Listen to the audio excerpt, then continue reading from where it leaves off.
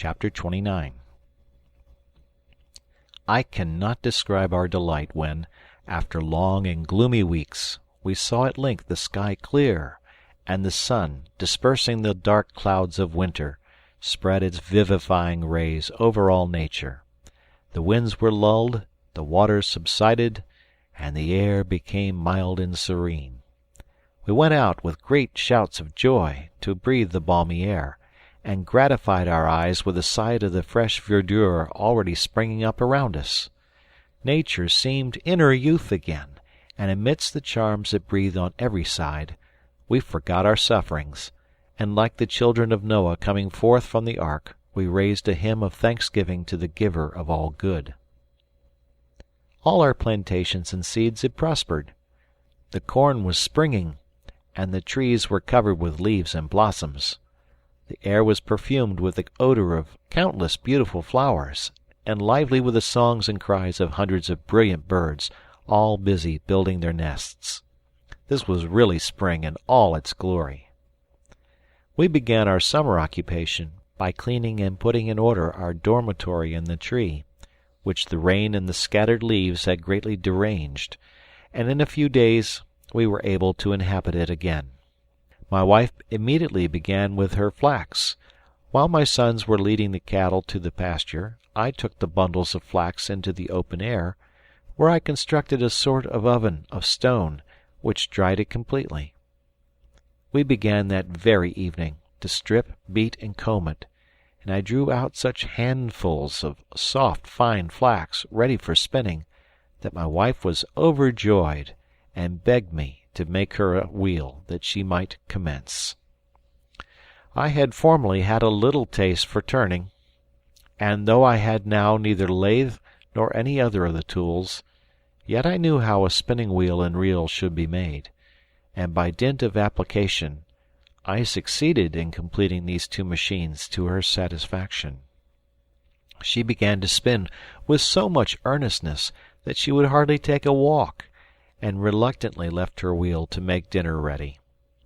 She employed Francis to reel off the thread as she spun it, and would willingly have had the elder boys to take her place when she was called off, but they rebelled at the effeminate work, except Ernest, whose indolent habits made him prefer it to more laborious occupation. In the meantime we walked over to Tent House to see the state of things, and found that winter had done more damage there than at Falcon's Nest. The storm had overthrown the tent, carried away some of the sailcloth, and injured our provisions so much that great part was good for nothing, and the rest required to be immediately dried. Fortunately our beautiful pinnace had not suffered much. It was still safe at anchor and fit for use, but our tub-boat was entirely destroyed. Our most important loss was 2 barrels of gunpowder, which had been left in the tent instead of under the shelter of the rock, and which the rain had rendered wholly useless. This made us feel still more strongly the necessity of securing for the future a more suitable shelter than a canvas tent, or a roof of foliage. Still I had small hope from the gigantic plan of Fritz, or the boldness of Jack. I could not be blind to the difficulties of the undertaking. The rocks which surrounded Tent House presented an unbroken surface, like a wall without any crevice, and to all appearance of so hard a nature as to leave little hopes of success. However, it was necessary to try to contrive some sort of cave, if only for our gunpowder. I made up my mind, and selected the most perpendicular face of the rock as the place to begin our work. It was a much pleasanter situation than our tent, commanding a view of the whole bay, and the 2 banks of Jackal River, with its picturesque bridge. I marked out with chalk the dimension of the entrance I wished to give to the cave.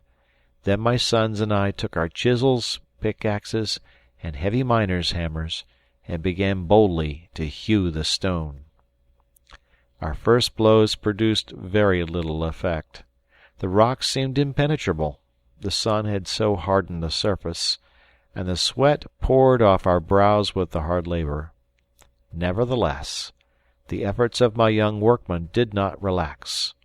Every evening we left our work advanced, perhaps a few inches, and every morning returned to the task with renewed ardor. At the end of 5 or 6 days, when the surface of the rock was removed, we found the stone became easier to work. It then seemed calcareous, and finally only a sort of hardened clay, which we could remove with spades, and we began to hope. After a few days' more labor, we found we had advanced about 7 feet. Fritz wheeled out the rubbish and formed a sort of terrace with it before the opening, while I was working at the higher part. Jack, as the least, worked below. One morning he was hammering an iron bar, which he had pointed at the end, into the rock to loosen the earth, when he suddenly cried out, "Papa, papa, I have pierced through!" "Not through your hand, child?" asked I. "No, papa," cried he, "I have pierced through the mountain! Huzza!" Fritz ran in at the shout, and told him he had better have said at once that he had pierced through the earth. But Jack persisted that, however his brother might laugh, he was quite sure he had felt his iron bar enter an empty space behind. I now came down from my ladder, and, moving the bar, I felt there really was a hollow into which the rubbish fell, but apparently very little below the level we were working on. I took a long pole and probed the cavity, and found that it must be of considerable size. My boys wished to have the opening enlarged and to enter immediately, but this I strictly forbade, for as I leaned forward to examine it through the opening, a rush of mephitic air gave me a sort of vertigo. "Come away, children!" cried I, in terror. "The air you would breathe there is certain death." I explained to them that, under certain circumstances, carbonic acid gas was frequently accumulated in caves or grottos, rendering the air unfit for respiration, producing giddiness of the head, fainting, and eventually death. I sent them to collect some hay, which I lighted and threw into the cave. This was immediately extinguished. We repeated the experiment several times with the same result. I now saw that more active means must be resorted to. We had brought from the vessel a box of fireworks, intended for signals. I threw into the cave, by a cord, a quantity of rockets, grenades, etc., and scattered a train of gunpowder from them. To this I applied a long match, and we retired to a little distance. This succeeded well. A great explosion agitated the air. A torrent of the carbonic acid gas rushed through the opening, and was replaced by the pure air. We sent in a few more rockets, which flew around like fiery dragons, disclosing to us the vast extent of the cave. A shower of stars, which concluded our experiment, made us wish the duration had been longer. It seemed as if a crowd of winged genii, carrying each a lamp, were floating about in that enchanted cavern. When they vanished, I threw in some more lighted hay, which blazed in such a lively manner that I knew all danger was over from the gas. But, for fear of deep pits or pools of water, I would not venture in without lights. I therefore dispatched Jack on his buffalo to report the discovery to his mother, and bring all the candles she had made. I purposely sent Jack on the errand, for his lively and poetic turn of mind would, I hoped, invest the grotto with such charms that his mother would even abandon her wheel to come and see it. Delighted with his commission, Jack leaped upon his buffalo, and waving his whip, galloped off with an intrepidity that made my hair stand on end. During his absence, Fritz and I enlarged the opening, to make it easy of access, removed all the rubbish, and swept a road for Mamma. We had just finished when we heard the sound of wheels crossing the bridge, and the cart appeared, drawn by the cow and ass, led by Ernest. Jack rode before on his buffalo, blowing through his hand to imitate a horn, and whipping the lazy cow and ass. He rode up first, and alighted from his huge courser, to help his mother out. I then lighted our candles, giving one to each, with a spare candle and flint and steel in our pockets. We took our arms, and proceeded in a solemn manner into the rock. I walked first, my sons followed, and their mother came last with Francis. We had not gone on above a few steps when we stopped, struck with wonder and admiration. All was glittering around us. We were in a grotto of diamonds. From the height of the lofty vaulted roof hung innumerable crystals, which, uniting with those on the walls, formed colonnades, altars, and every sort of Gothic ornament of dazzling lustre, creating a fairy palace or an illuminated temple. When we were a little recovered from our first astonishment, we advanced with more confidence. The grotto was spacious, the floor smooth, and covered with a fine dry sand. From the appearance of these crystals I suspected their nature, and on breaking off a piece and tasting it, I found, to my great joy, that we were in a grotto of rock salt, which is found in large masses in the earth, usually above a bed of gypsum and surrounded by fossils. We were charmed with this discovery, of which we could no longer have a doubt. What an advantage this was to our cattle and to ourselves! We could now procure this precious commodity without care or labor. The acquisition was almost as valuable as this brilliant retreat was in itself, of which we were never tired of admiring the beauty. My wife was struck with our good fortune in opening the rock precisely at the right spot, but I was of opinion that this mine was of great extent, and that we could not well have missed it. Some blocks of salt were scattered on the ground, which had apparently fallen from the vaulted roof.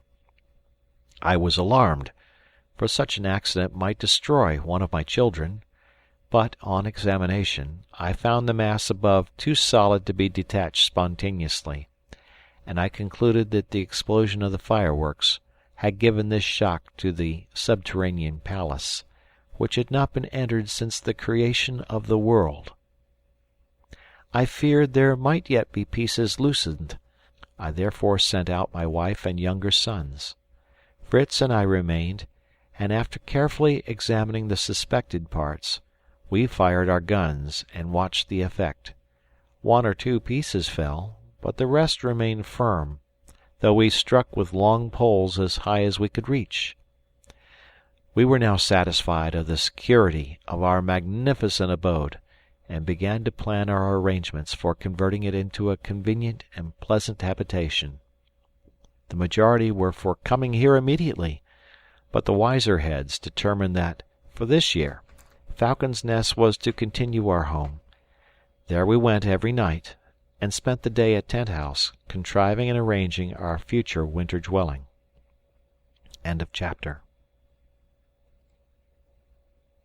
Chapter 30. The last bed of rock, before we reached the cave which Jack had pierced, was so soft and easy to work that we had little difficulty in proportioning and opening the place for our door. I hoped that, being now exposed to the heat of the sun, it would soon become as hard as the original surface.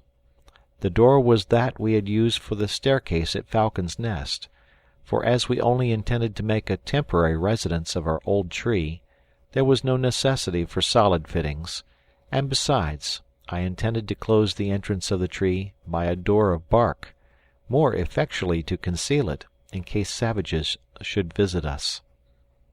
I then laid out the extent of the grotto at pleasure, for we had ample space. We began by dividing it into two parts. That on the right of the entrance was to be our dwelling. On the left were, first, our kitchen, then the workshop and the stables. Behind these were the storerooms and the cellar. In order to give light and air to our apartments, it was necessary to insert in the rock the windows we had brought from the ship, and this cost us many days of labor. The right-hand portion was subdivided into 3 rooms, the first our own bedroom, the middle the common sitting-room, and beyond the boys' room. As we had only 3 windows, we appropriated one to each bedroom, and the third to the kitchen, contenting ourselves at present with a grating in the dining room. I constructed a sort of chimney in the kitchen, formed of 4 boards, and conducted the smoke thus through a hole made in the face of the rock. We made our workroom spacious enough for us to carry on all our manufactures, and it served also for our cart-house.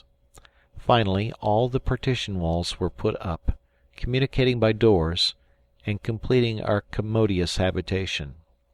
These various labours, the removal of our effects, and arranging them again, all the confusion of a change when it was necessary to be at once workmen and directors, took us a great part of summer, but the recollection of the vexations we should escape in the rainy season gave us energy. We passed nearly all our time at Tent House, the centre of our operations, and besides the gardens and plantations which surrounded it, we found many advantages which we profited by. Large turtles often came to deposit their eggs in the sand, a pleasant treat for us, but we raised our desires to the possession of the turtles themselves, living, to eat when we chose. As soon as we saw one on the shore, one of my sons ran to cut off its retreat. We then hastened to assist, turned the creature on its back, passed a long cord through its shell, and tied it firmly to a post close to the water. We then placed it on its legs, when of course it made for the water, but could only ramble the length of its cord. It seemed, however, very content, and we had it in readiness when we wanted it. The lobsters, crabs, mussels, and every sort of fish which abounded on the coast plentifully supplied our table. One morning we were struck with an extraordinary spectacle. A large portion of the sea appeared in a state of ebullition, and immense flocks of marine birds were hovering over it, uttering piercing cries and plunging into the waves. From time to time the surface, on which the rising sun now shone, seemed covered with little flames, which rapidly appeared and vanished. Suddenly, this extraordinary mass advanced to the bay, and we ran down, full of curiosity. We found, on our arrival, that this strange phenomenon was caused by a shoal of herrings. These shoals are so dense that they are often taken for sandbanks, are many leagues in extent, and several feet in depth. They spread themselves over the seas, carrying to barren shores the resources that nature has denied them. These brilliant, scaly creatures had now entered the bay, and my wife and children were lost in admiration of the wonderful sight. But I reminded them that when Providence sends plenty, we ought to put forth our hands to take it. I sent immediately for the necessary utensils, and organized my fishery. Fritz and Jack stood in the water, and such was the thickness of the shoal that they filled baskets, taking them up as you would water in a pail. They threw them on the sand. My wife and Ernest cut them open, cleaned them, and rubbed them with salt. I arranged them in small barrels, a layer of herrings and a layer of salt, and when the barrel was full, the ass, led by Francis, took them up to the storehouse. This labor occupied us several days, and at the end of that time we had 12 barrels of excellent salt provision against the winter season. The refuse of this fishery, which we threw into the sea, attracted a number of sea dogs. We killed several for the sake of the skin and the oil, which would be useful to burn in lamps, or even as an ingredient in soap, which I hope to make at some future time. At this time I greatly improved my sledge, by placing it on 2 small wheels belonging to the guns of the ship, making it a light and commodious carriage, but so low that we could easily place heavy weights on it. Satisfied with our labors, we returned very happy to Falcon's Nest, to spend our Sunday, and to thank God heartily for all the blessings he had given us. End of chapter. Chapter 31. We went on with our labours, but slowly, as many employments diverted us from the great work. I had discovered that the crystals of salt in our grotto had a bed of gypsum for their base, from which I hoped to obtain a great advantage.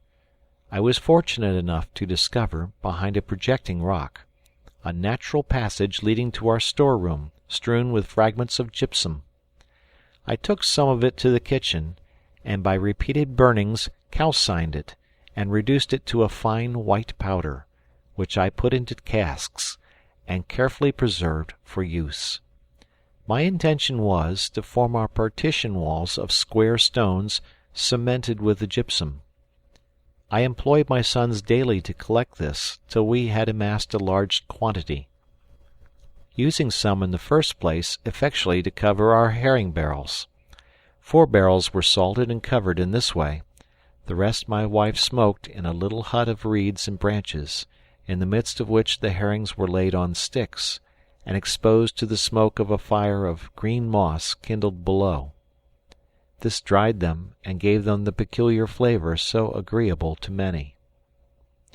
We were visited by another shoal of fish a month after that of the herrings. Jack first discovered them at the mouth of Jackal River, where they had apparently come to deposit their eggs among the scattered stones. They were so large that he was sure they must be whales. I found them to be pretty large sturgeons, besides salmon, large trout, and many other fishes. Jack immediately ran for his bow and arrows, and told me he would kill them all.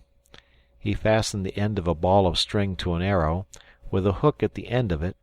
He tied the bladders of the dogfish at certain distances to the string. He then placed the ball safe on the shore, took his bow, fixed the arrow in it, and aiming at the largest salmon, shot it in the side. The fish tried to escape. I assisted him to draw the cord, and it was no easy task, for he struggled tremendously.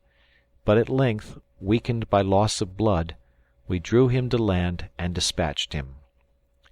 The other boys came running up to congratulate the young fisherman on his invention, and as it was to be feared that the rest, alarmed by this attack, might take their departure, we determined to abandon everything for the fishery.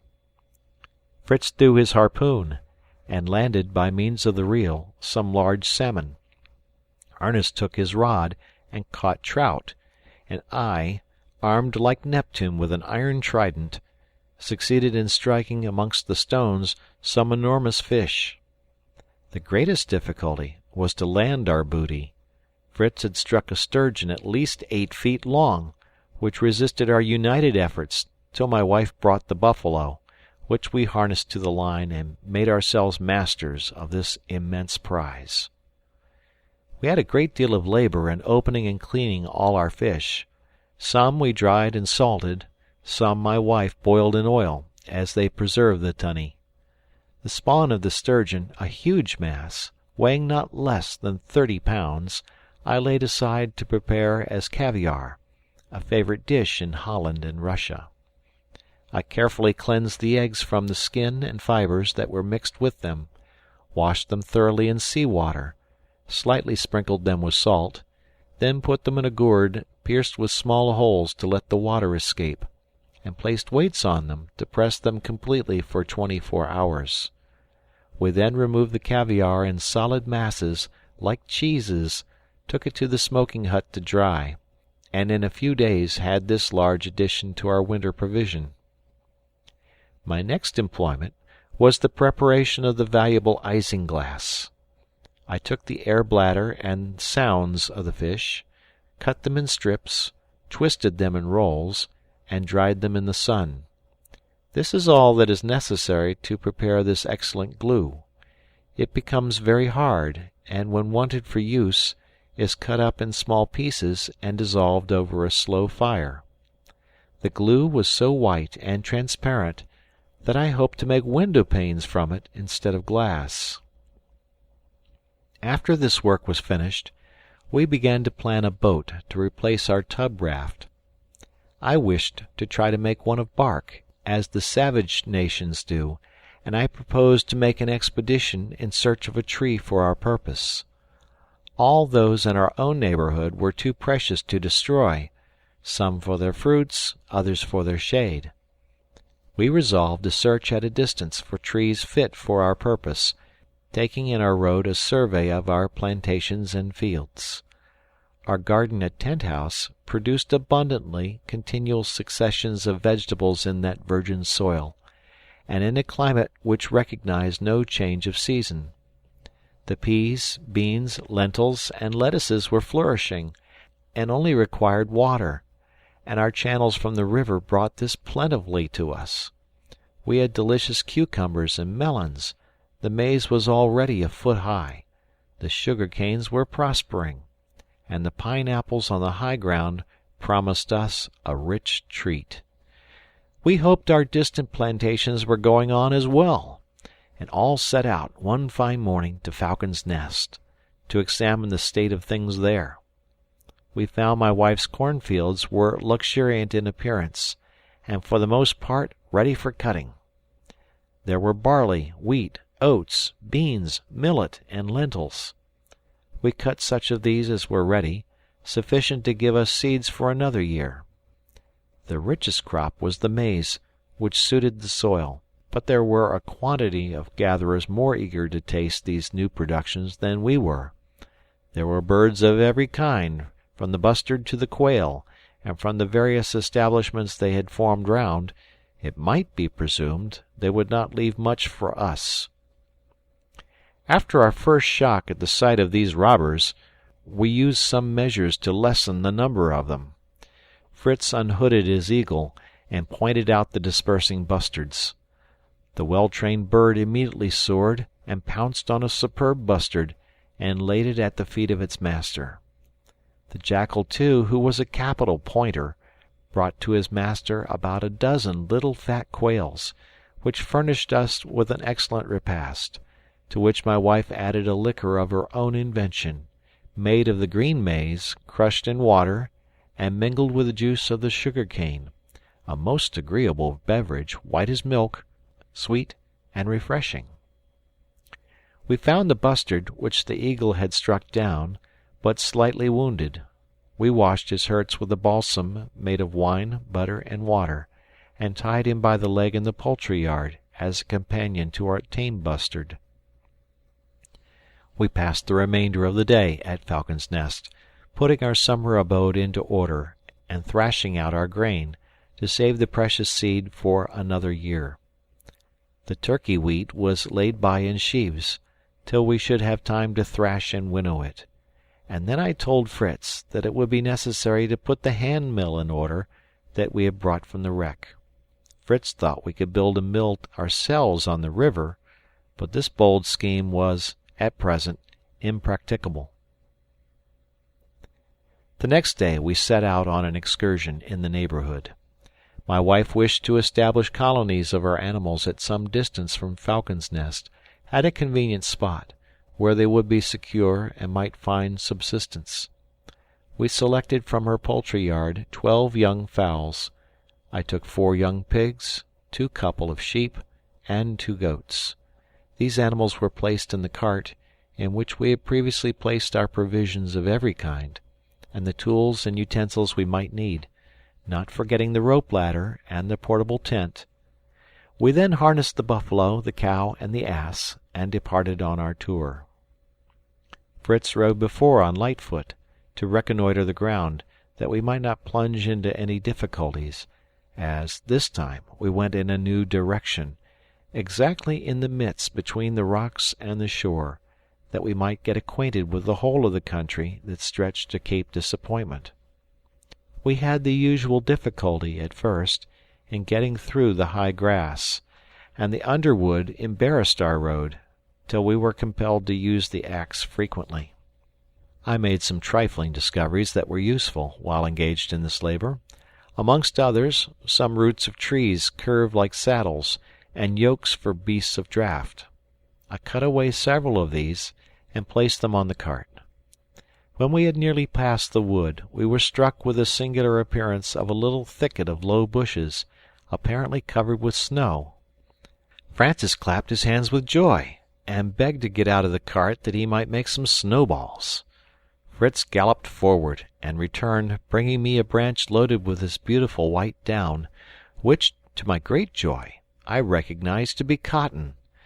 It was a discovery of inestimable value to us, and my wife began immediately to enumerate all the advantages we should derive from it, when I should have constructed for her the machines for spinning and weaving the cotton. We soon gathered as much as filled 3 bags, intending afterwards to collect the seeds of this marvellous plant, to sow in the neighbourhood of Tent House. After crossing the plain of the cotton trees, we reached the summit of a hill, from which the eye rested on a terrestrial paradise. Trees of every sort covered the sides of the hill, and a murmuring stream crossed the plain, adding to its beauty and fertility. The wood we had just crossed formed a shelter against the north winds, and the rich pasture offered food for our cattle. We decided at once that this should be the site of our farm. We erected our tent, made a fireplace, and set about cooking our dinner. While this was going on, Fritz and I sought a convenient spot for our structure, and we met with a group of beautiful trees, at such a distance one from another as to form natural pillars for our dwelling. We carried all our tools here, but as the day was far advanced, we delayed commencing our work till next day. We returned to the tent, and found my wife and her boys picking cotton, with which they had made some very comfortable beds, and we slept peacefully under our canvas roof. End of chapter. Chapter 32. The trees which I had chosen for my farmhouse were about a foot in diameter in the trunk. They formed a long square, the long side facing the sea. The dimensions of the whole were about 24 feet by 16.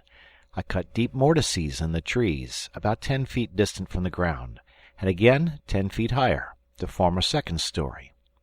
I then placed in them strong poles. This was the skeleton of my house, solid, if not elegant.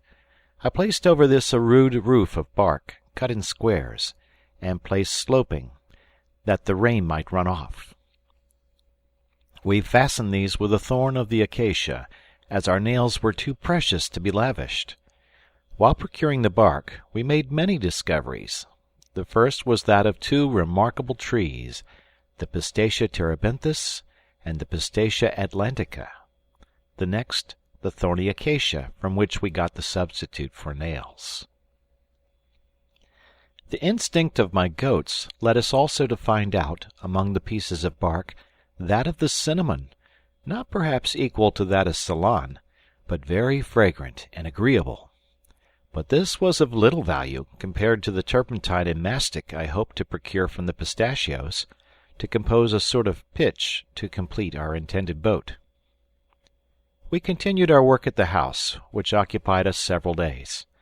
We formed the walls of thin laths, interwoven with long, pliant reeds for about 6 feet from the ground. The rest was merely a sort of light trellis work, to admit light and air. The door opened on the front to the sea. The interior consisted simply of a series of compartments, proportioned to the guests they were to contain. One small apartment was for ourselves, when we chose to visit our colony. On the upper story was a sort of hayloft for the fodder. We projected plastering the walls with clay, but these finishing touches we deferred to a future time, contented that we had provided a shelter for our cattle and fowls. To accustom them to come to this shelter of themselves, we took care to fill their racks with the food they liked best, mingled with salt, and this we proposed to renew at intervals, till the habit of coming to their houses was fixed. We all labored ardently, but the work proceeded slowly, from our inexperience, and the provisions we had brought were nearly exhausted. I did not wish to return to Falcon's Nest till I had completed my new establishment, and therefore determined to send Fritz and Jack to look after the animals at home, and bring back a fresh stock of provisions. Our 2 young couriers set out, each on his favorite steed, Fritz leading the ass to bring back the load, and Jack urging the indolent animal forward with his whip. During their absence, Ernest and I made a little excursion to add to our provision. If we could meet with them, some potatoes and coconuts. We ascended the stream for some time, which led us to a large marsh, beyond which we discovered a lake abounding with waterfowl. This lake was surrounded by tall, thick grass, with ears of a grain which I found to be a very good, though small, sort of rice. As to the lake itself, it is only a Swiss, accustomed from his infancy to look on such smooth, tranquil waters, that can comprehend the happiness we felt on looking upon this. We fancied we were once more in Switzerland, our own dear land, but the majestic trees and luxuriant vegetation soon reminded us we were no longer in Europe, and that the ocean separated us from our native home. In the meantime, Ernest had brought down several birds with a skill and success that surprised me. A little after, we saw Nips leap off the back of his usual palfrey, Flora, and making his way through the rich grass, collect and carry rapidly to his mouth something that seemed particularly to please his palate. We followed him, and to our great comfort, were able to refresh ourselves with that delicious strawberry called in Europe the chili or pineapple strawberry. We ate plentifully of this fruit, which was of enormous size. Ernest especially enjoyed them, but did not forget the absent. He filled Nip's little pannier with them, and I covered them with large leaves, which I fastened down with reeds, lest he should take a fancy to help himself as we went home. I took also a specimen of rice, for the inspection of our good housekeeper, who would, I knew, rejoice in such an acquisition. We proceeded round the lake, which presented a different scene on every side. This was one of the most lovely and fertile parts we had yet seen of this country. Birds of all kinds abounded, but we were particularly struck with a pair of black swans sailing majestically on the water. Their plumage was perfectly black and glossy, except the extremity of the wings, which was white. Ernest would have tried his skill again, but I forbade him to disturb the profound tranquillity of this charming region. But Flora, who probably had not the same taste for the beauties of nature that I had, suddenly darted forward like an arrow, pounced upon a creature that was swimming quietly at the edge of the water, and brought it to us. It was a most curious animal. It resembled an otter in form, but was web-footed, had an erect bushy tail like the squirrel, small head, eyes and ears almost invisible. A long flat bill like that of a duck completed its strange appearance. We were completely puzzled. Even Ernest the naturalist could not give its name. I boldly gave it the name of the beast with the bill. I told Ernest to take it, as I wished to stuff and preserve it. "It will be," said the little philosopher, "the first natural object for our museum." "Exactly," replied I. "And when the establishment is fully arranged, we will appoint you curator." But, thinking my wife would grow uneasy at our protracted absence, we returned by a direct road to the tent. Our two messengers arrived about the same time, and we all sat down together to a cheerful repast. Every one related his feats. Ernest dwelt on his discoveries, and was very pompous in its descriptions, and I was obliged to promise to take Fritz another time.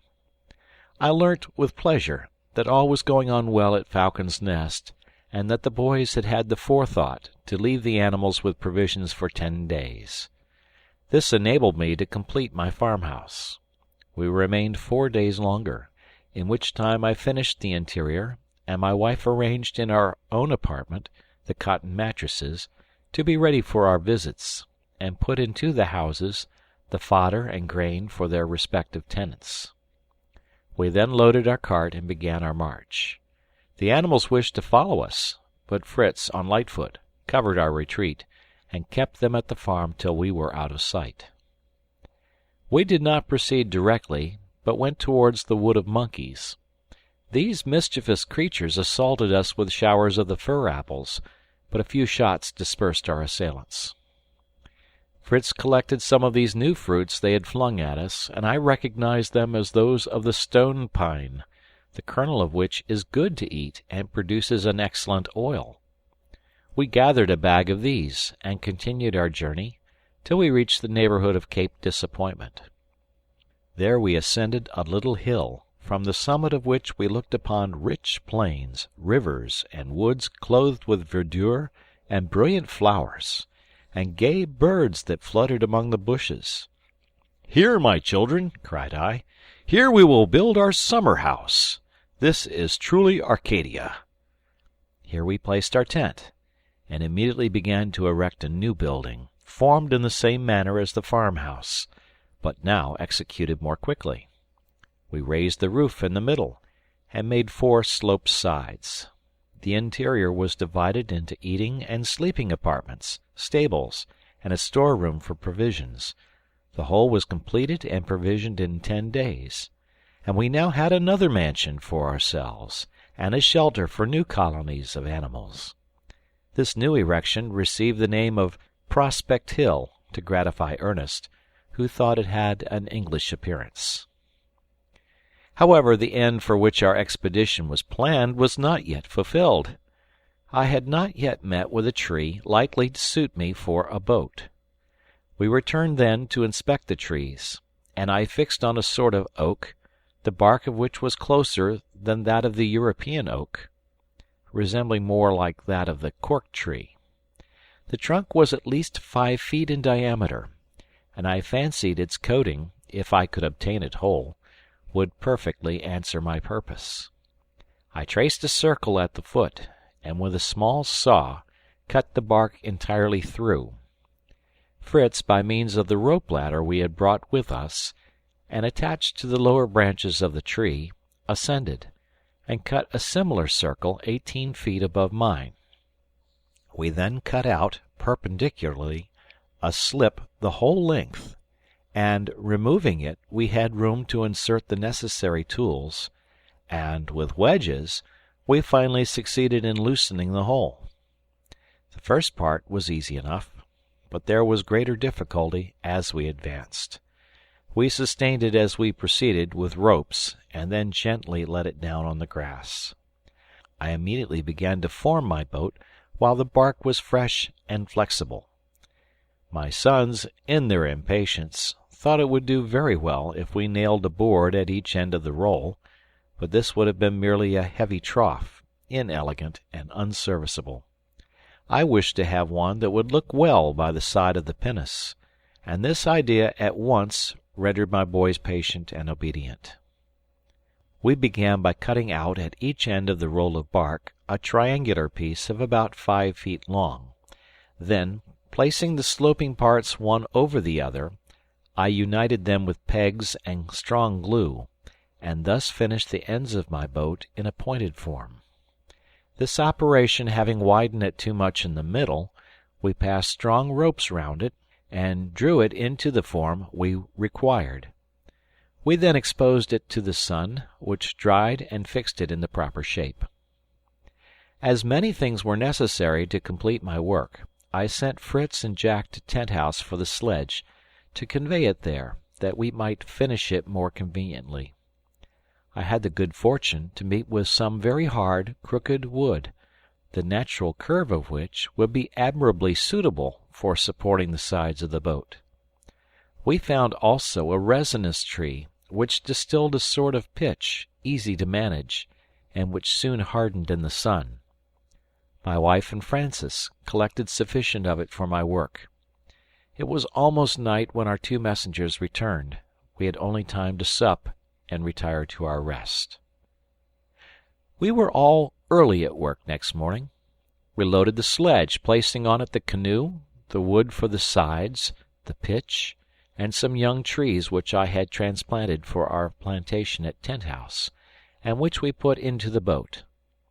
But before we set out, I wished to erect a sort of fortification at the pass of the rock, for the double purpose of securing us against the attacks of wild beasts or of savages, and for keeping enclosed, in the savannah beyond the rocks, some young pigs that we wished to multiply there, out of the way of our fields and plantations.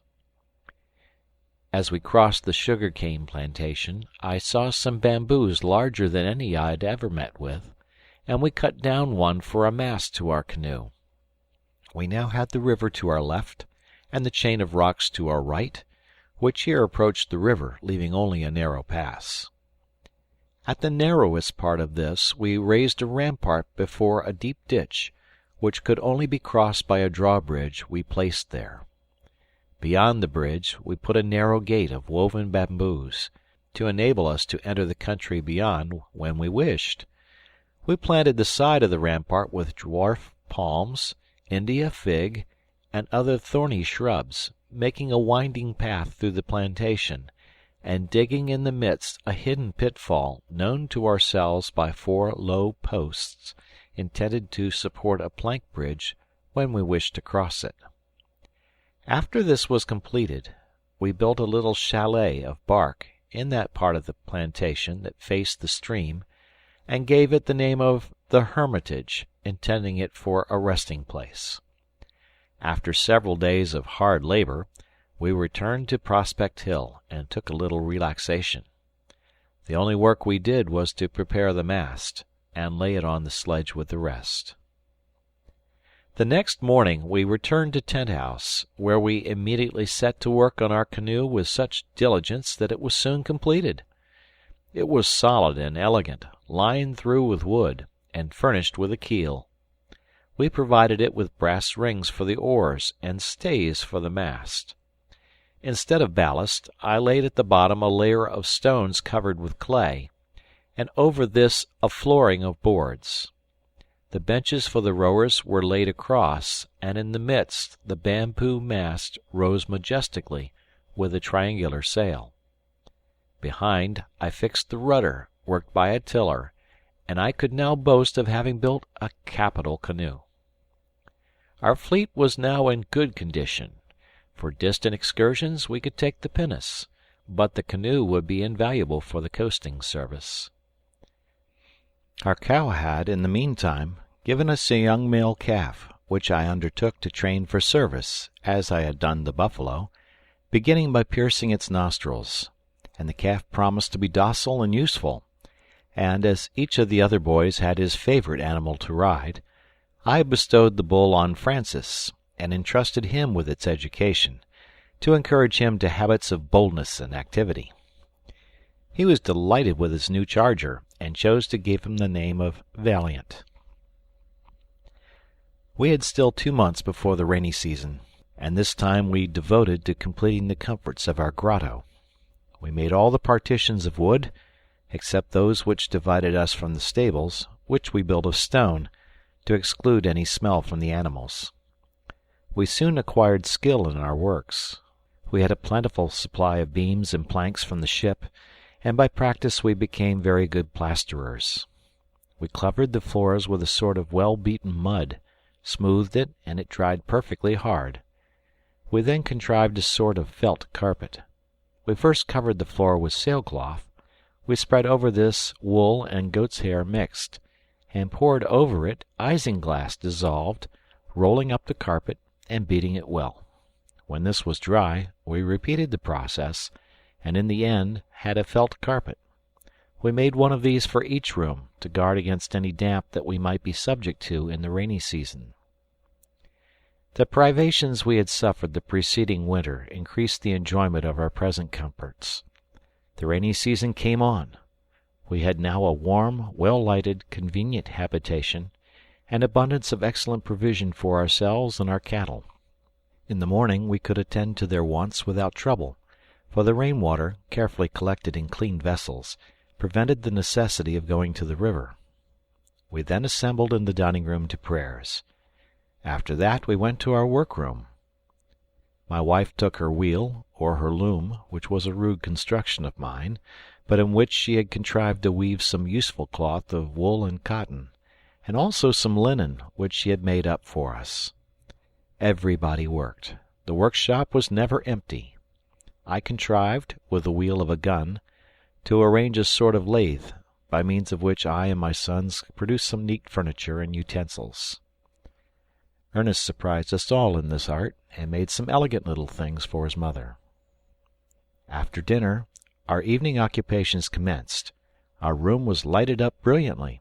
We did not spare our candles, which were so easily procured, and we enjoyed the reflection in the elegant crystals above us. We had partitioned off a little chapel in one corner of the grotto, which we had left untouched, and nothing could be more magnificent than this chapel lighted up, with its colonnades, portico, and altars. We had divine service here every Sunday. I had erected a sort of pulpit, from which I delivered a short sermon to my congregation, which I endeavored to render as simple and as instructive as possible. Jack and Francis had a natural taste for music. I made them flageolets of reeds, on which they acquired considerable skill. They accompanied their mother, who had a very good voice, and this music in our lofty grotto had a charming effect. We thus made great steps towards civilization, and though condemned, perhaps, to pass our lives alone on this unknown shore, we might yet be happy. We were placed in the midst of abundance. We were active, industrious, and content, blessed with health, and united by affection. Our minds seemed to enlarge and improve every day. We saw around us on every side traces of the divine wisdom and beneficence, and our hearts overflowed with love and veneration for that almighty hand which had so miraculously saved and continued to protect us. I humbly trusted in Him either to restore us to the world, or send some beings to join us in this beloved island, where for 2 years we had seen no trace of man. To Him we committed our fate. We were happy and tranquil, looking with resignation to the future. End of the first part of the journal. Postscript by the editor. It is necessary to explain how this first part of the journal of the Swiss pastor came into my hands. 3 or 4 years after the family had been cast on this desert coast, where, as we see, they lived a happy and contented life, an English transport was driven by a storm upon the same shore. This vessel was the Adventurer, Captain Johnson, and was returning from New Zealand to the eastern coast of North America by Otaheite to fetch a cargo of furs for China, and then to proceed from Canton to England. A violent storm, which lasted several days, drove them out of their course. For many days they wandered in unknown seas, and the ship was so injured by the storm that the captain looked out for some port to repair it. They discovered a rocky coast, and as the violence of the wind was lulled, ventured to approach the shore. At a short distance they anchored, and sent a boat to examine the coast. Lieutenant Bell, who went with the boat, knew a little German. They were some time before they could venture to land among the rocks which guarded the island, but, turning the promontory, they saw Safety Bay, and, entering it, were astonished to see a handsome pinnace and a boat at anchor, near the strand a tent, and in the rock doors and windows, like those of a European house. They landed, and saw a middle-aged man coming to meet them, clothed in European fashion, and well armed. After a friendly salutation, they first spoke in German, and then in English. This was the good father. The family were at Falcon's Nest, where they were spending the summer. He had seen the vessel in the morning through his telescope, but, unwilling to alarm, or to encourage hopes that might be vain, he had not spoken of it, but come alone towards the coast. After much friendly conference, the party was regaled with all hospitality at Tent House. The good Swiss gave the lieutenant this first part of his journal for the perusal of Captain Johnson, and, after an hour's conversation, they separated, hoping to have a pleasant meeting next day. But heaven decreed it otherwise. During the night another fearful storm arose. The Adventurer lost its anchor, and was driven out to sea, and after several days of anxiety and danger, found itself so far from the island, and so much shattered, that all thoughts of returning were given up for that time, and Captain Johnson reluctantly relinquished the hope of rescuing the interesting family. Thus it happened that the first part of this journal was brought to England, and from thence sent to me, a friend of the family, in Switzerland, accompanied by a letter from the captain, declaring that he could have no rest until he found and became acquainted with this happy family, that he would search for the island in his future voyages, and either bring away the family, or, if they preferred to remain, he would send out from England some colonists, and everything that might be necessary to promote their comfort. A rough map of the island is added to the journal, executed by Fritz, the eldest son. This ends chapter 32. Chapter 33. I left the reader at the moment in which I had placed the first part of my journal in the hands of Lieutenant Bell, to deliver to Captain Johnson of the English vessel, the Adventurer, expecting him to return the next day with Lieutenant Bell. We separated in this hope, and I thought it necessary to inform my family of this expected visit, which might decide their future lot. My wife and elder sons might wish to seize this only occasion that might occur to revisit their native country, to quit their beloved island, which would doubtless cost them much sorrow at the last moment, but was necessary to their future comfort. I could not help feeling distressed at the prospect of my dear children's solitary old age, and I determined, if they did not wish to return with Captain Johnson, to request him to send some colonists out to people our island. It will be remembered that I had left home alone and at an early hour, having perceived the vessel from the top of our tree with my telescope. I had set out without breakfast, without giving my sons their tasks, or making any arrangements for the labors of the day. My conference with Lieutenant Bell had been long. It was now past noon, and knowing how prompt my wife was to alarm herself, I was surprised that I did not meet her, nor any of my sons. I began to be uneasy, and on my arrival I hastily mounted the tree, and found my faithful partner extended on her bed, surrounded by her 4 sons, and apparently in great pain. I demanded, with a cry of grief, what had happened. All wished to speak at once, and it was with some difficulty I learned that my dear wife, in descending the staircase, had been seized with a giddiness in her head, and had fallen down and injured herself so much that she was unable to rise without assistance. She was now enduring great pain in her right leg and in her left foot.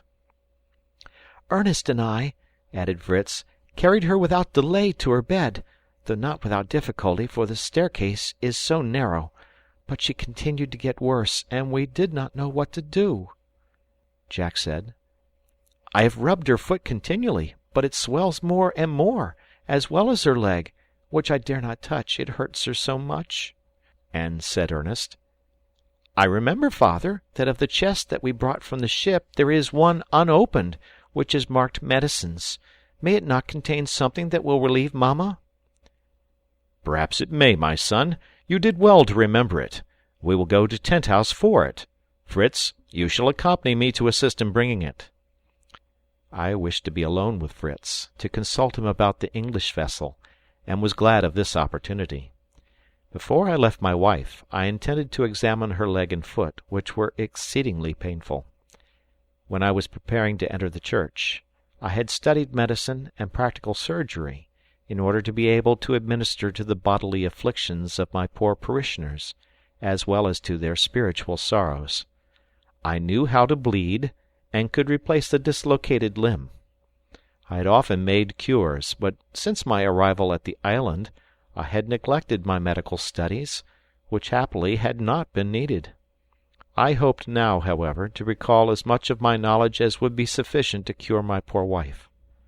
I examined her foot first, which I found to be violently sprained. She begged me then to look at her leg, and what was my distress when I saw it was fractured above the ankle. However, the fracture appeared simple, without splinters, and easy to cure.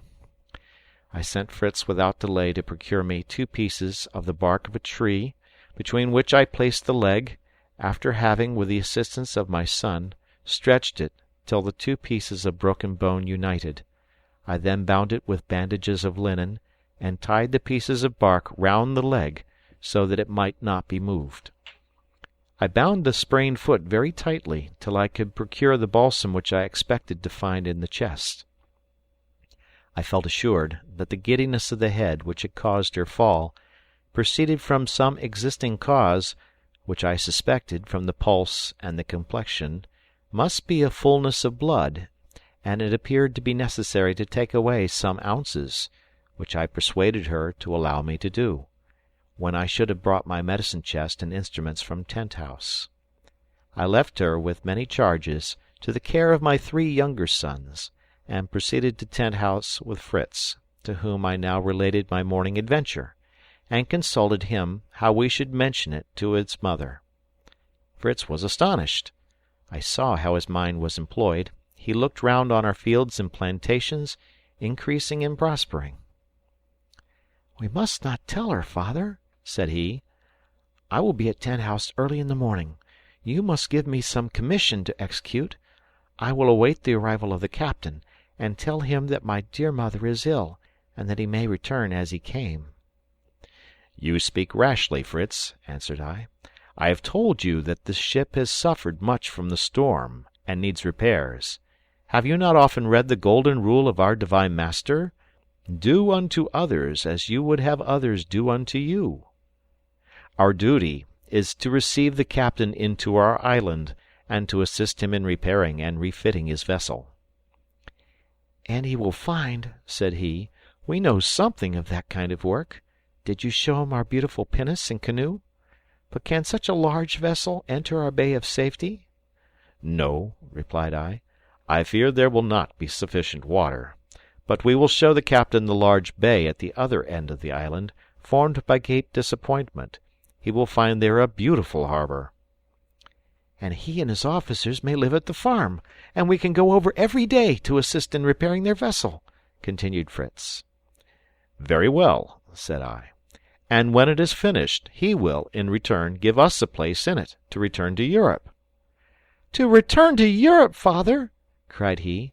"To leave our beautiful winter dwelling, Tent-house, and our charming summer residence, Falcon's Nest, our dear good animals, our crystals of salt, our farms, so much that is our own and which nobody covets, to return into Europe to poverty, to war, to those wicked soldiers who have banished us. We want nothing. Dear father, can you consent to leave our beloved island?" "You are right, my dear son," said I. "Would to God we might always remain here happily together. But we are of different ages, and by the law of nature we must one day be separated. Consider, my dear son, if you should survive your brothers, how cheerless it would be to live quite alone on this desert island, without any one to close your eyes. But let us look at these trees. I see they are tamarind trees. Their fruit contains a pulp which is very useful in medicine, and which will suit your mother, I think, as well as the juice of the orange or lemon. We shall find some of the latter at our plantation near Tent-house. But in the meantime, do you climb the tamarind tree and gather some of those pods which resemble those of beans. Fill one side of the bag with them, and the other we will reserve for the oranges and lemons. Not to lose any time, I will go on to Tent-house to seek for the 2 chests, and you can follow me." Fritz was up the tamarind tree in a moment. I crossed Family Bridge, and soon reached the grotto. I lighted a candle, which I always kept ready, entered the magazine, and found the 2 chests labelled. They were neither large nor heavy, and having tied cords round them for the convenience of carrying them, I proceeded to visit the orange and lemon trees, where I found the fruit sufficiently ripe for lemonade. Fritz came to meet me, with a good supply of tamarinds. We filled the other end of his sack with oranges and lemons. He threw it over his shoulder, and, neither of us being overloaded, we pursued our way homewards very quickly, notwithstanding the heat, which was excessively oppressive, though the sun was hidden under the thick clouds, which entirely concealed the sea from us.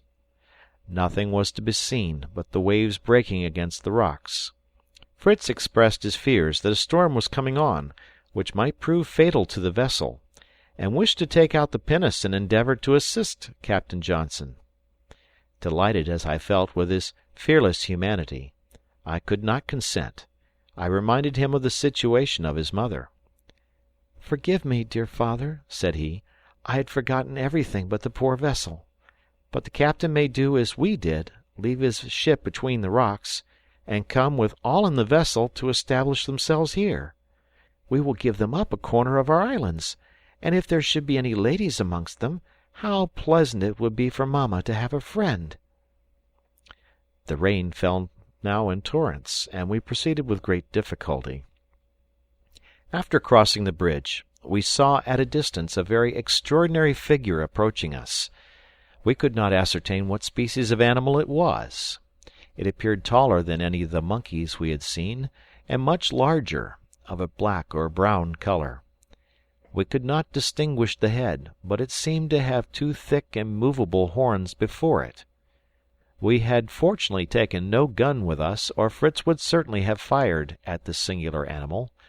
But as it rapidly approached us, we soon recognized the step, and the cry of pleasure which hailed us.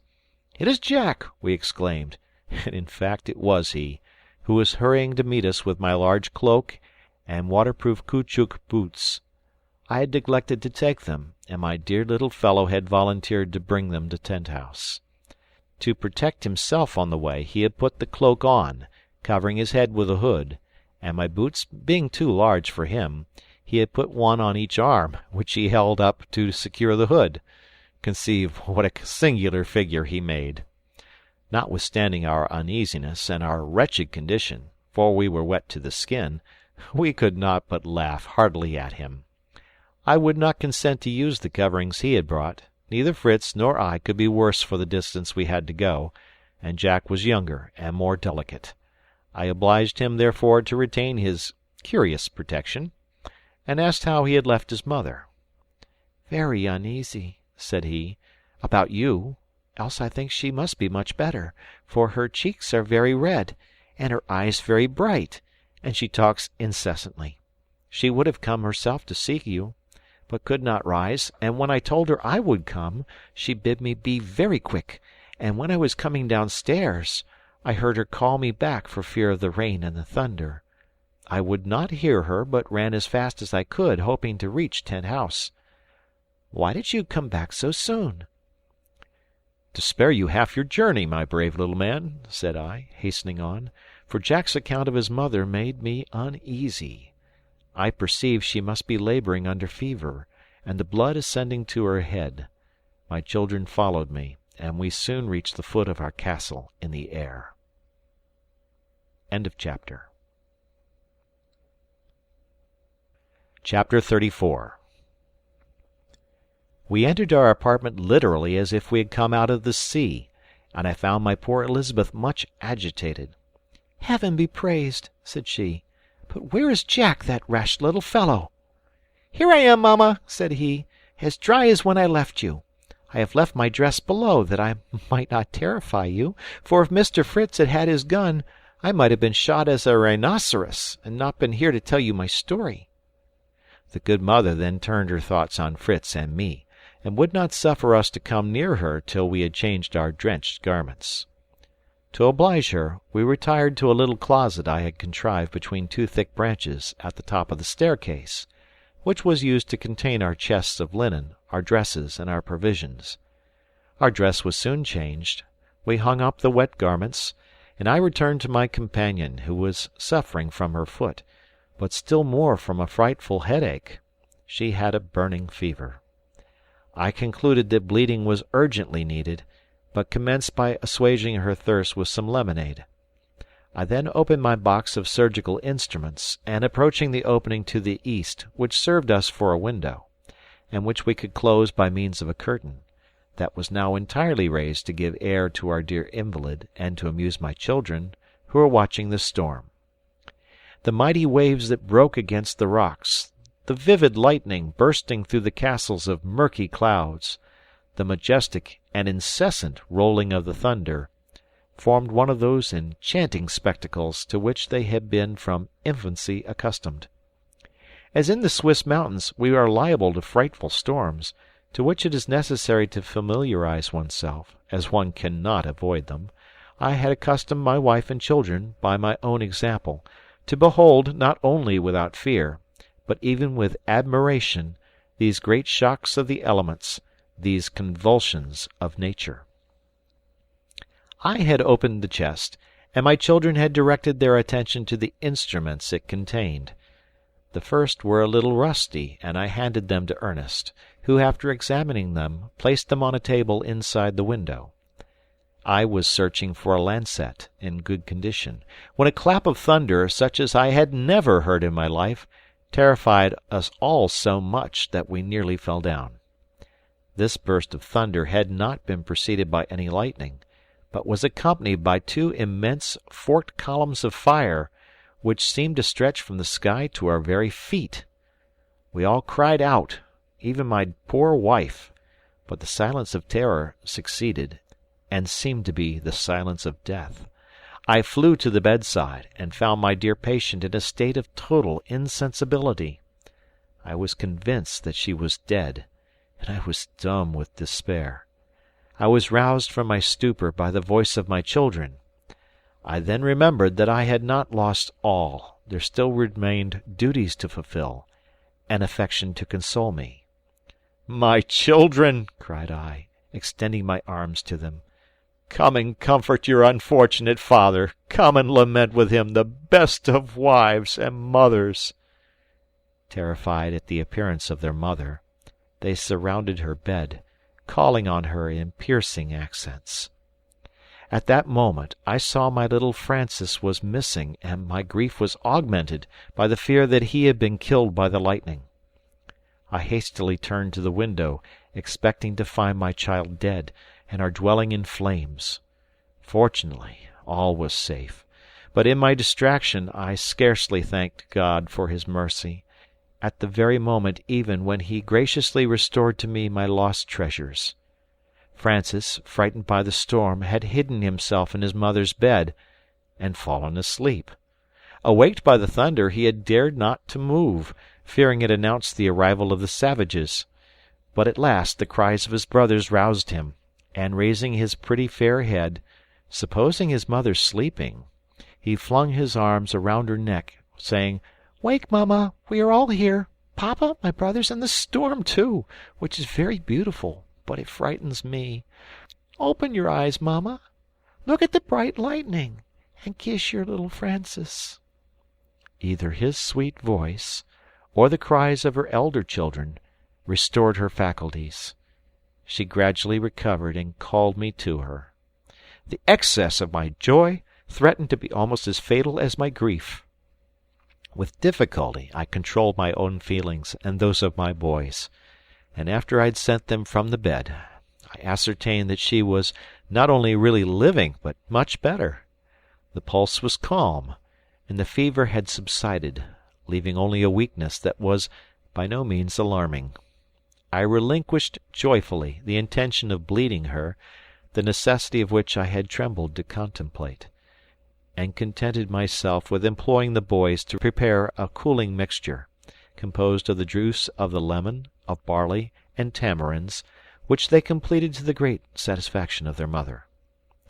I then ordered Fritz to descend to the yard to kill a fowl, pluck, and boil it, to make broth, a wholesome and light nourishment for our dear invalid. I told one of his brothers to assist him, and Jack and Francis, frequently employed under their mother, were ready in a moment. Ernest alone remained quietly on his seat, which I attributed to his usual indolence, and tried to make him ashamed of it. "Ernest," said I, "you are not very anxious to oblige your mother. You sit as if the thunderbolt had struck you." "It has indeed rendered me unfit to be of any service to my good mother," said he quietly, and drawing his right hand from under his waistcoat, he showed it to me, most frightfully black and burnt. This dear child, who must have suffered very much, had never uttered a complaint, for fear of alarming his mother, and even now he made a sign to me to be silent, lest she should hear and discover the truth. She soon, however, fell into a sleep, which enabled me to attend to poor Ernest, and to question him about the accident. I learned that a long and pointed steel instrument, which he was examining near the large window, stooping over it to see it better, had attracted the lightning, which, falling partly on the hand to which he held it, had caused the misfortune. There were traces on his arm of the electric fire, and his hair was burnt on one side. By what miracle the electric fluid had been diverted, and how we, dwelling in a tree, had been preserved from a sudden and general conflagration, I knew not. My son assured me he had seen the fire run along the instrument he held, and from thence fall perpendicularly to the earth, where it seemed to burst with a second explosion. I was impatient to examine this phenomenon, and to see if any other traces were left, except those on the hand of my son, which it was necessary, in the first place, to attend to. I remembered frequently to have applied with success, in burns, the most simple and easy of remedies, which everybody can command. This is, to bathe the hand affected in cold water, taking care to renew it every 8 or 10 minutes. I placed Ernest between 2 tubs of cold water, and exhorting him to patience and perseverance, I left him to bathe his hand, and approached the opening, to try and discover what had preserved us, by averting the direction of the lightning, which one might have expected would have killed my son, and destroyed our dwelling. I saw only some light traces on the table, but, on looking more attentively, I found that the greater part of the surgical instruments which Ernest had placed upon it were either melted or much damaged. In examining them separately, I remarked one much longer than the rest, which projected beyond the edge of the table, and was much marked by the fire. I could not easily take it up, it had adhered somewhat in melting, and in endeavouring to disengage it, I saw that the point, which was beyond the opening, touched a thick wire which seemed to be suspended from the roof of our tent. All was now explained to me, except that I could in no way account for this wire, placed expressly to serve as a conductor for the lightning. It seemed to be the work of magic. The evening was too far advanced for me to distinguish how it was fastened, and what fixed it below. Therefore, enjoining Ernest to call loudly if he needed me, I hastened down. I saw my 3 cooks very busy as I passed through, preparing the broth for their mother. They assured me it would be excellent. Fritz boasted that he had killed the fowl with all speed, Jack that he had plucked it without tearing it much, and Francis that he had lighted and kept up the fire. They had nothing to employ them just then, and I took them with me to have some one to talk to on the phenomenon of the lightning. Below the window I found a large packet of iron wire, which I had brought from Tent House some days before, intending on some leisure day to make a sort of grating before our poultry yard. By what chance was it here, and hooked by one end to the roof of our house? Some time before I had replaced our cloth canopy by a sort of roof covered with bark, nailed upon laths. The cloth still enclosed the sides and front. All was so inflammable that, but for the providential conductor, we might have been in flames in an instant. I thanked God for our preservation, and little Francis, seeing me so happy, said, "Is it quite true, Papa, that this wire has preserved us?" "Yes, it is true, my darling, and I wish to know what good genius has placed it there, that I may be thankful," said I. "Ah, Father," said my little fellow, "embrace me, but do not thank me, for I did not know that I was doing good." Astonished at this information, I requested my boy to tell me why and how he had fixed the wire. "I wanted to reach some figs," said he, "when you and Fritz were at Tent House, and Jack and Ernest were nursing Mamma. I wished to do some good for her. I thought she would like some of our sweet figs, but there were none in my reach, and I had no stick long enough to beat them down. I went below, and found that great roll of wire. I tried to break a piece off, but could not, and I then determined to carry the whole up to our dwelling, and to bend one end into a hook, by which I might catch some of the branches and bring them near me to gather the figs. I was very successful at first, and secured 1 or 2 figs. I had my packet of wire on the table by the window, and stood near it myself. I thought I could reach a branch that hung over our roof, loaded with fruit. I leaned forward, and extended my hook to the branch.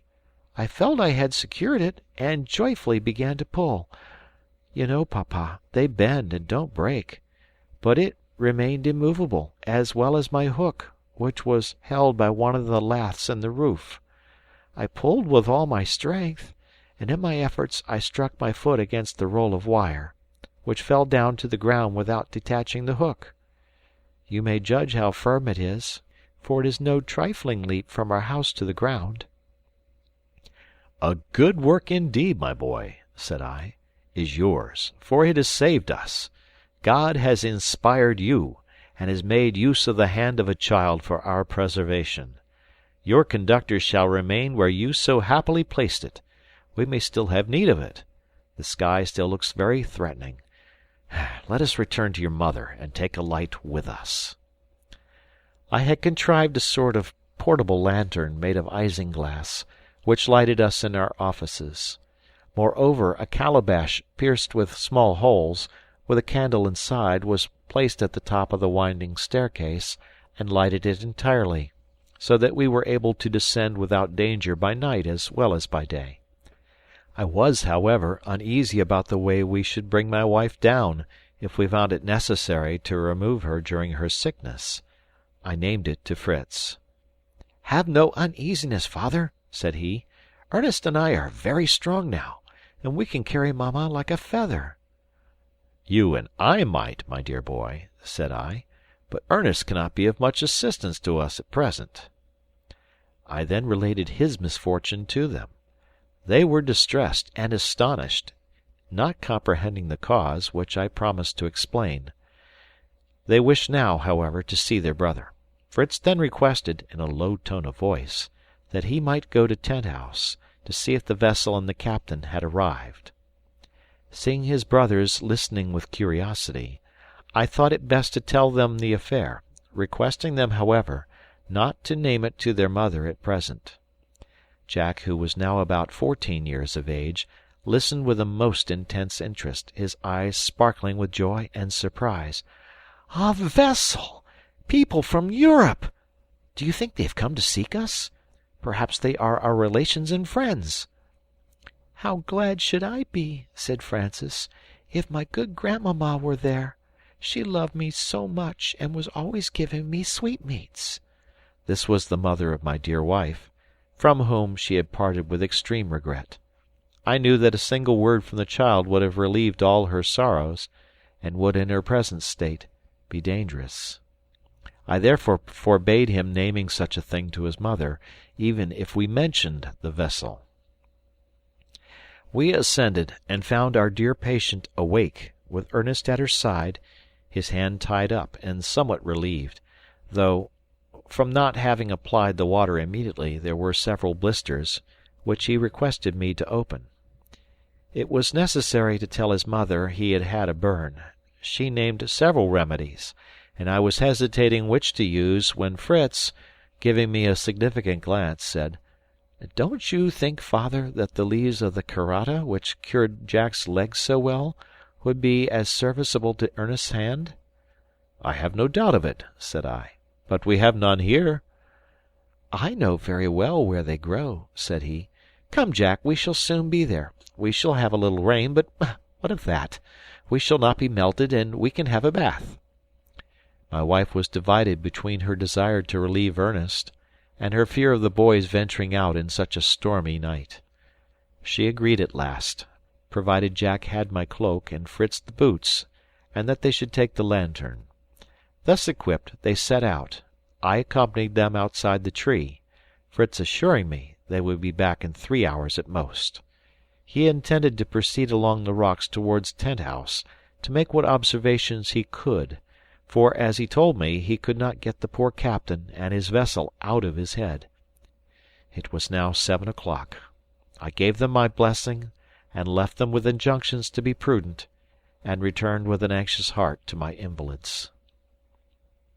End of chapter. Chapter 35. On entering, I found Francis sitting on his mother's bed, telling her the story of the lightning, of the wire which was called a conductor, of the figs that he was going to gather for her, and that papa had called him little Francis, the preserver of the whole family." Having briefly explained to them the results of Francis's fortunate device, I procured some raw potato to apply to Ernest's hand, which still gave him great pain, and bathed my wife's foot with some eau d'arquebusade, which I procured from my medicine chest. Here I also met with some laudanum, a few drops of which I infused into the lemonade, wishing her to sleep till her sons returned. She soon was in a sweet slumber. The boys followed her example, and I was left alone with my anxieties, happy, however, to see them at rest after such an evening of agitation. The hours passed. Still my children returned not. I was continually at the window, listening for their steps or the sounds of their voices. I heard only the rain falling in torrents, the waves breaking against the rocks, and the wind howling frightfully. I could not help thinking of the danger they ran, having twice to cross the river, which was doubtless swollen by the rain. I was not so much alarmed for Fritz, a strong, bold youth of 19 years of age, and a determined hunter. As for poor Jack, bold even to rashness, and having neither strength nor experience to secure him, I could not help fancying him carried away by the stream, and his brother not daring to return without him. My wife occasionally awoke, but the narcotic stupefied her. She still did not perceive the absence of her sons. Francis slept tranquilly, but when Ernest awoke, and heard the tempest so terribly augmented, he was almost distracted. All his selfishness, all his indolence disappeared. He entreated me to allow him to go in search of his brothers, and with difficulty I detained him. To convince him that he was not the sole cause of the danger of Fritz and Jack, I related to him, for the first time, the history of the boat and the vessel, and assured him that the great cause of their anxiety to go over to Tent-House was to search for some traces of the unfortunate seamen and their vessel, exposed to that furious sea. "And Fritz also is exposed to that sea," cried Ernest. "I know it. I am sure that he is at this moment in his canoe, struggling against the waves." "And Jack, my poor Jack," sighed I, infected with his fears. "No, father," added Ernest. "Be composed. Fritz will not be so imprudent. He will have left Jack in our house at the rock, and probably, seeing the hopelessness of his undertaking, he has returned himself now, and is waiting there till the stream subsides a little. Do allow me to go, dear father. You have ordered me cold water for my burnt hand, and it will certainly cure it to get it well wet." I could not consent to expose my third son to the tempest, which was now become frightful. The sailcloth which covered our window was torn into 1,000 pieces, and carried away. The rain, like a deluge, forced itself into our dwelling, even to the bed where my wife and child were lying.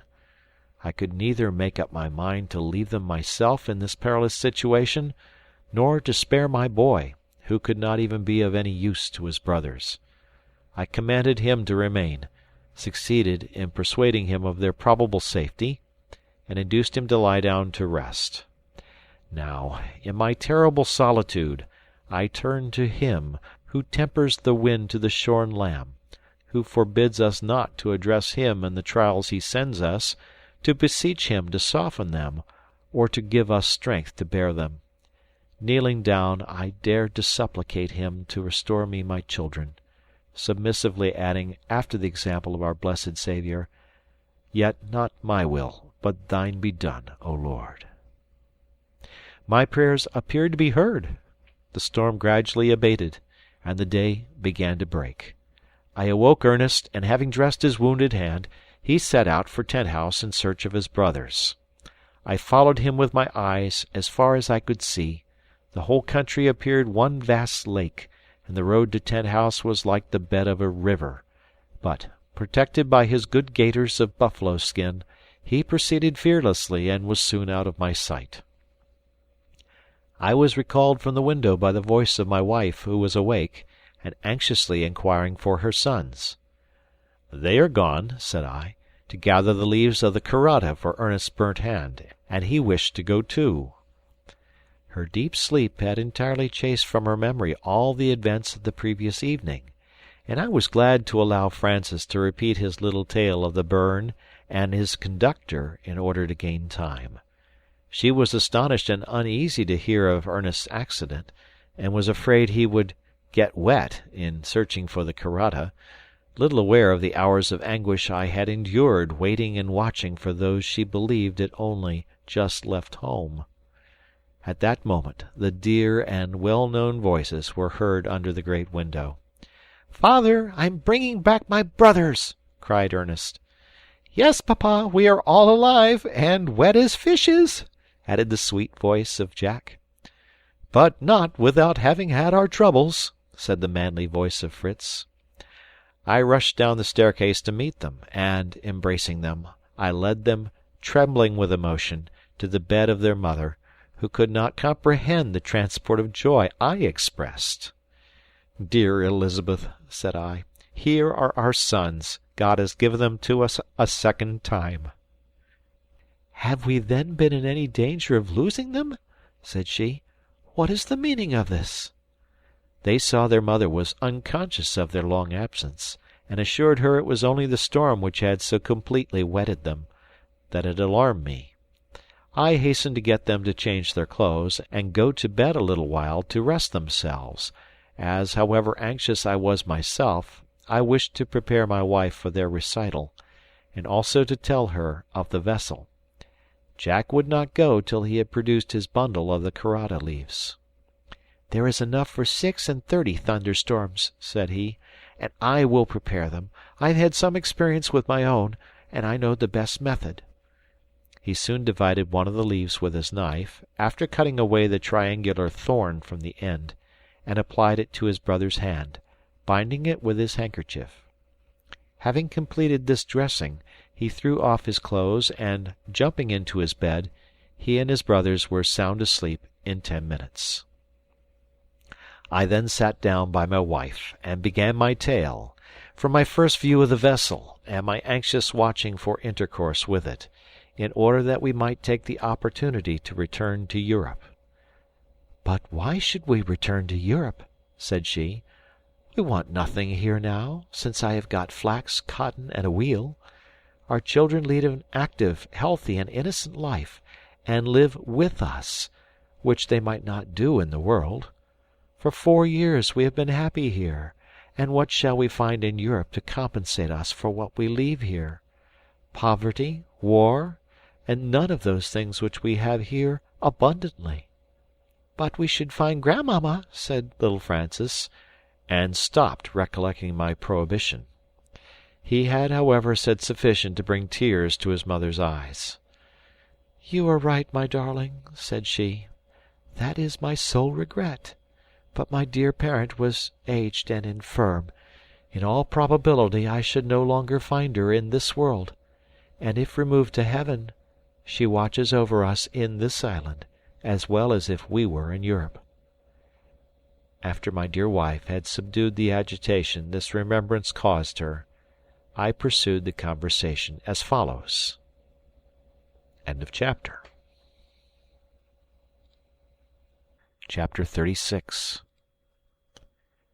"I see, my dear wife," said I, "that you, as well as the rest of my family, are contented to remain on this island, where it seems it is the will of God for us to dwell, as it is improbable that in such a tempest Captain Johnson would risk approaching the island, if indeed it has not already been fatal to him.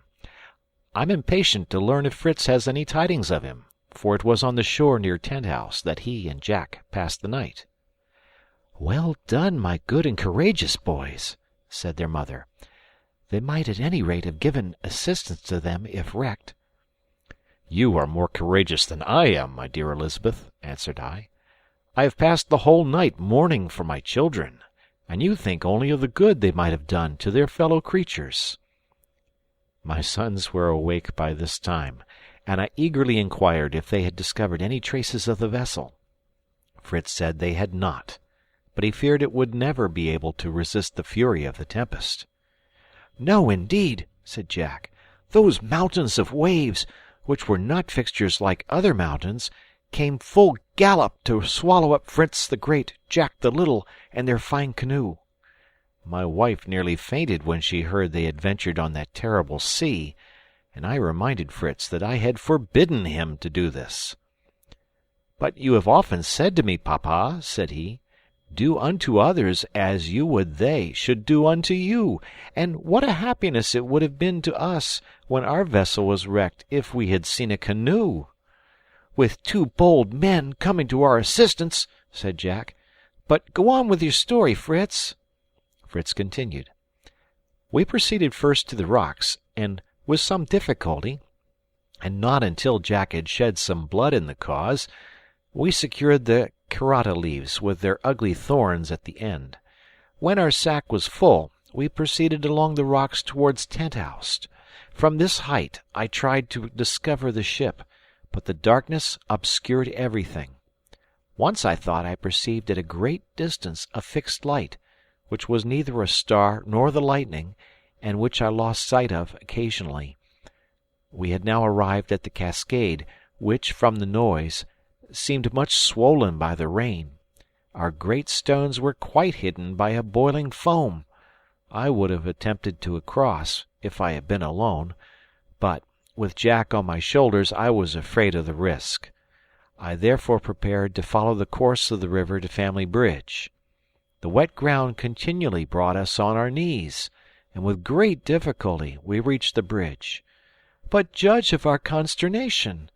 The river had risen so much that the planks were covered, and as we conceived, the whole was destroyed. I then told Jack to return to Falcon's Nest with the carrata leaves, and I would swim across the river. I returned about 100 yards up the stream to find a wider and less rapid part, and easily crossed. Judge of my surprise when I saw a human figure approaching to meet me. I had no doubt it was the captain of the vessel, and it was Captain Jack, sans peur et sans reproche, said the bold little fellow. I was determined not to return home a poltroon who was afraid of the water. When Fritz was gone, I tried the bridge, and soon found there was not sufficient water over it to risk my being drowned. I took off my boots, which might have made me slip, and my cloak, which was too heavy, and, making a dart, I ran with all my strength across, and reached the other side. I put on my boots, which I had in my hands, and advanced to meet Fritz, who called out as soon as he saw me, "Is that you, Captain?" I tried to say, "Yes, certainly," in a deep tone, but my laughter betrayed me. "To my great regret," said Fritz, "I should truly have preferred meeting Captain Johnson, but I fear he and his people are at the bottom of the sea." After meeting with Jack, we proceeded to Tent House, where we kindled a good fire and dried ourselves a little. We then refreshed ourselves with some wine which remained on the table where you had entertained the captain, and proceeded to prepare a signal to inform the vessel we were ready to receive them. We procured a thick bamboo cane from the magazine. I fixed firmly to one end of it the large lantern of the fish's bladder you gave us to take. I filled the lamp with oil, and placed in it a thick cotton wick, which, when lighted, was very brilliant. Jack and I then placed it on the shore at the entrance of the bay.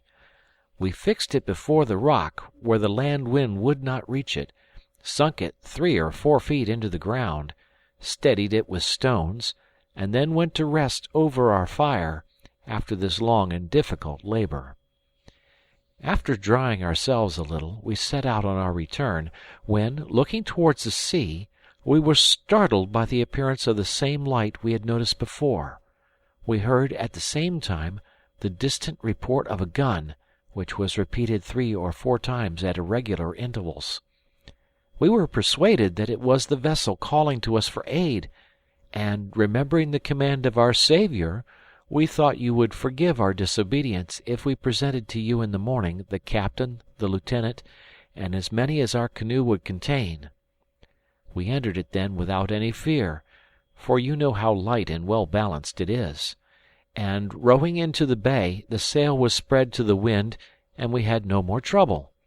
I then took the helm, My own signal light shone clearly on the shore, and, except for the rain which fell in torrents, the waves which washed over our canoe, and uneasiness about the ship and about you, and our fear that the wind might carry us into the open sea, we should have had a delightful little maritime excursion. When we got out of the bay, I perceived the wind was driving us towards Shark Island, which, being directly before the bay, forms two entrances to it. I intended to go round it and disembark there if possible, that I might look out for some trace of the ship. But we found this impossible. The sea ran too high. Besides, we should have been unable to moor our canoe, the island not affording a single tree or anything we could lash it to, and the waves would soon have carried it away. We had now lost sight of the light, and hearing no more signals, I began to think on your distress when we did not arrive at the hour we promised. I therefore resolved to return by the other side of the bay, carefully avoiding the current which would have carried us into the open sea. I lowered the sail by means of the ropes you had fixed to it, and we rowed into port. We carefully moored the canoe, and without returning to Tent House, took the road home. We crossed the bridge as Jack had done, found the waterproof cloak and bag of carrata leaves where he had left them, and soon after met Ernest. As it was daylight, I did not take him for the captain, but knew him immediately, and felt the deepest remorse when I heard from him in what anxiety and anguish you had passed the night. Our enterprise was imprudent, and altogether useless. But we might have saved life, which would have been an ample remuneration. I fear all is hopeless. What do you think, Father, of their fate?" "I hope they are far from this dangerous coast," said I. "But if still in our neighborhood, we will do all we can to assist them. As soon as the tempest is subsided, we will take the pinnace and sail round the island. You have long urged me to this, Fritz, and who knows but that on the opposite side we may find some traces of our own poor sailors, perhaps even meet with them." The weather gradually clearing, I called my sons to go out with me. My wife earnestly besought me not to venture on the sea. I assured her it was not sufficiently calm, but we must examine our plantations, to ascertain what damage was done, and at the same time we might look out for some traces of the wreck. Besides, our animals were becoming clamorous for food. Therefore, leaving Ernest with her, we descended to administer in the first place to their wants. End of chapter. Chapter 37. Our animals were impatiently expecting us. They had been neglected during the storm, and were ill supplied with food, besides being half sunk in water. The ducks and the flamingo liked it well enough, and were swimming comfortably in the muddy water, but the quadrupeds were complaining aloud, each in his own proper language, and making a frightful confusion of sounds. Valiant especially, the name Francis had bestowed on the calf I had given him to bring up, bleated incessantly for his young master, and could not be quieted till he came. It is wonderful how this child, only 12 years old, had tamed and attached this animal, though sometimes so fierce. With him he was as mild as a lamb. The boy rode on his back, guiding him with a little stick with which he just touched the side of his neck as he wished him to move. But if his brothers had ventured to mount, they would have been certainly thrown off. A pretty sight was our cavalry, Fritz on his handsome onagra, Jack on his huge buffalo, and Francis on his young bull. There was nothing left for Ernest but the donkey, and its slow and peaceful habits suited him very well. Francis ran up to his favourite, who showed his delight at seeing him as well as he was able, and at the first summons followed his master from the stable. Fritz brought out Lightfoot, Jack his buffalo, and I followed with the cow and the ass. We left them to sport about at liberty on the humid earth till we removed the water from their stable and supplied them with fresh food. We then drove them in, considering it advisable to pursue our expedition on foot, lest the bridge should still be overflowed. Francis was the superintendent of the fowls, and knew every little chicken by name. He called them out and scattered their food for them, and soon had his beautiful and noisy family fluttering round him. After having made all our animals comfortable, and given them their breakfast, we began to think of our own. Francis made a fire and warmed some chicken broth for his mother. For ourselves, we were contented with some new milk, some salt herrings, and cold potatoes. I had often searched in my excursions for the precious breadfruit tree, so highly spoken of by modern travellers, which I had hoped might be found in our island from its favourable situation, but I had hitherto been unsuccessful. We were unable to procure the blessing of bread. Our ship biscuit had long been exhausted, and though we had sown our European corn, we had not yet reaped any. After we had together knelt down to thank God for our merciful protection through the terrors of the past night, and we besought him to continue it, we prepared to set out. The waves still ran high, though the wind had subsided, and we determined merely to go along the shore, as the road still continued impassable from the rain, and the sand was easier to walk on than the wet grass. Besides, our principal motive for the excursion was to search for any traces of a recent shipwreck. At first we could discover nothing, even with a telescope, but Fritz, mounting a high rock, fancied he discovered something floating towards the island. He besought me to allow him to take the canoe, which was still where he had left it on the preceding night. As the bridge was now easy to cross, I consented, only insisting on accompanying him to assist in managing it. Jack, who was much afraid of being left behind, was the first to leap in and seize an oar. There was, however, no need of it. I steered my little boat into the current, and we were carried away with such velocity as almost to take our breath. Fritz was at the helm, and appeared to have no fear. I will not say his father was so tranquil. I held Jack for fear of accidents, but he only laughed and observed to his brother that the canoe galloped better than Lightfoot. We were soon in the open sea, and directed our canoe towards the object we had remarked, and which we still had in sight. We were afraid it was the boat upset, but it proved to be a tolerably large cask, which had probably been thrown overboard to lighten the distressed vessel. We saw several others, but neither mast nor plank to give us any idea that the vessel and boat had perished. Fritz wished much to have made the circuit of the island, to assure ourselves of this, but I would not hear of it. I thought of my wife's terror. Besides, the sea was still too rough for our frail bark, and we had, moreover, no provisions. If my canoe had not been well built, it would have run great risk of being overset by the waves, which broke over it. Jack, when he saw one coming, lay down on his face, saying he preferred having them on his back rather than in his mouth. He jumped up as soon as it passed to help to empty the canoe, till another wave came to fill it again. But, thanks to my outriggers, we preserved our balance very well, and I consented to go as far as Cape Disappointment, which merited the name a second time, for we found no trace here of the vessel, though we mounted the hill, and thus commanded a wide extent of view. As we looked round the country, it appeared completely devastated.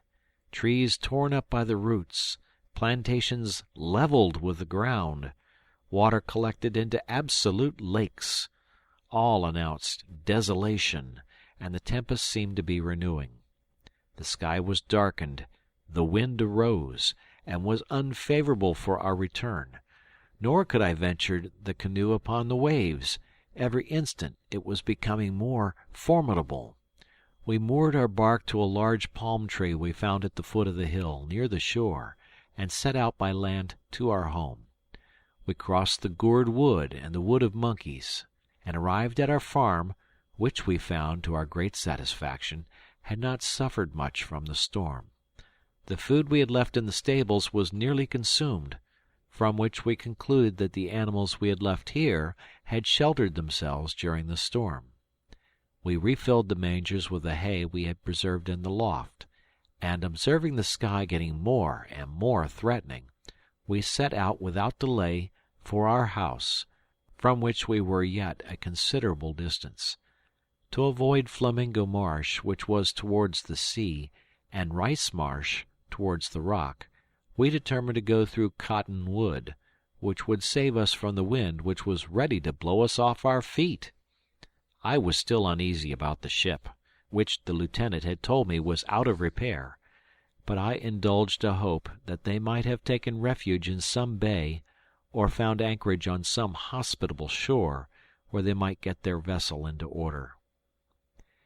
Jack was alarmed lest they should fall into the hands of the anthropophagi, who eat men like hares or sheep, of which he had read in some book of travels, and excited the ridicule of his brother, who was astonished at his ready belief of travellers' tales, which he asserted were usually false. "But Robinson Crusoe would not tell a falsehood," said Jack indignantly. "And there were cannibals came to his island, and were going to eat Friday if he had not saved him." "Oh, Robinson could not tell a falsehood," said Fritz, "because he never existed. The whole history is a romance. Is that not the name, father, that is given to works of the imagination?" "It is," said I. "But we must not call Robinson Crusoe a romance, though Robinson himself and all the circumstances of his history are probably fictitious. The details are all founded on truth, on the adventures and descriptions of voyagers who may be depended upon, and unfortunate individuals who have actually been wrecked on unknown shores. If ever our journal should be printed, many may believe that it is only a romance, a mere work of the imagination." My boys hoped we should not have to introduce any savages into our romance, and were astonished that an island so beautiful had not tempted any to inhabit it. In fact, I had often been myself surprised at this circumstance, but I told them many voyagers had noticed islands apparently fertile, and yet uninhabited. Besides, the chain of rocks which surrounded this might prevent the approach of savages, unless they had discovered the little bay of safety where we had landed. Fritz said he anxiously desired to circumnavigate the island, in order to ascertain the size of it, and if there were similar chains of rocks on the opposite side.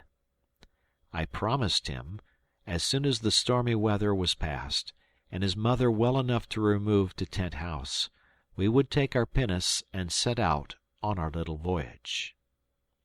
We now approached the marsh, and he begged me to let him go and cut some canes, as he projected making a sort of carriage for his mother. As we were collecting them, he explained his scheme to me. He wished to weave of these reeds, which were very strong, a large and long sort of pannier, in which his mother might sit or recline, and which might be suspended between two strong bamboo canes by handles of rope. He then purposed to yoke two of our most gentle animals, the cow and the ass, the one before and the other behind, between these shafts, the leader to be mounted by one of the children as director. The other would follow naturally, and the good mother would thus be carried, as if in a litter, without any danger of jolting. I was pleased with this idea, and we all set to work to load ourselves each with a huge burden of reeds. They requested me not to tell my wife, that they might give her an agreeable surprise. It needed such affection as ours to induce us to the undertaking in such unpropitious weather. It rained in torrents, and the marsh was so soft and wet that we were in danger of sinking at every step. However, I could not be less courageous than my sons, whom nothing daunted, and we soon made up our bundles, and, placing them on our heads, we formed a sort of umbrella which was not without its benefits. We soon arrived at Falcon's Nest. Before we reached the tree, I saw a fire shine to such a distance that I was alarmed, but soon found it was only meant for our benefit by our kind friends at home. When my wife saw the rain falling, she had instructed her little assistant to make a fire in our usual cooking place, at a little distance from the tree, and protected by a canopy of waterproof cloth from the rain. The young cook had not only kept up a good fire to dry us on our return, but had taken the opportunity of roasting 24 of those excellent little birds which his mother had preserved in butter, and which, all arranged on the old sword which served us as a spit, was just ready for our arrival, and the fire and feast were equally grateful to the hungry, exhausted, and wet travelers who sat down to enjoy them. However, before we sat down to our repast, we went up to see our invalids, whom we found tolerably well, though anxious for our return. Ernest, with his sound hand and the assistance of Francis, has succeeded in forming a sort of rampart before the opening into the room, composed of the 4 hammocks in which he and his brothers slept, placed side by side on end. This sufficiently protected them from the rain, but excluded the light, so that they had been obliged to light a candle, and Ernest had been reading to his mother in a book of voyages that had formed part of the captain's small library. It was a singular coincidence that while we were talking of the savages on the way home, they were also reading of them, and I found my dear wife much agitated by the fears these accounts had awakened in her mind. After soothing her terrors, I returned to the fire to dry myself and to enjoy my repast. Besides the birds, Francis had prepared fresh eggs and potatoes for us. He told me that his mamma had given up her office of cook to him, and assured me that he would perform the duties to our satisfaction, provided he was furnished with materials. Fritz was to hunt, Jack to fish, I was to order dinner, and he would make it ready. "And when we have neither game nor fish," said Jack, "we will attack your poultry yard." That was not at all to the taste of poor little Francis, who could not bear his favourites to be killed, and who had actually wept over the chicken that was slaughtered to make broth for his mother. We were obliged to promise him that, when other resources failed, we would apply to our barrels of salt fish. He, however, gave us leave to dispose as we liked of the ducks and geese, which were too noisy for him. After we had concluded our repast, we carried a part of it to our friends above, and proceeded to give them an account of our expedition. I then secured the hammocks somewhat more firmly, to save us from the storm that was still raging, and the hour of rest being at hand, my sons established themselves on mattresses of cotton, made by their kind mother, and in spite of the roaring winds, we were soon in profound repose. End of chapter. Chapter 38. The storm continued to rage the whole of the following day, and even the day after with the same violence. Happily our tree stood firm, though several branches were broken, amongst others that to which Francis's wire was suspended. I replaced it with more care, carried it beyond our roof, and fixed at the extremity the pointed instrument which had attracted the lightning. I then substituted for the hammocks before the window strong planks, which remained for my building, and which my sons assisted me to raise with pulleys, after having sawed them to the proper length. Through these I made loopholes, to admit the light and air. In order to carry off the rain, I fixed a sort of spout, made of the wood of a tree I had met with, which was unknown to me, though apparently somewhat like the elder. The whole of the tree, almost to the bark, was filled up with a sort of pith, easily removed.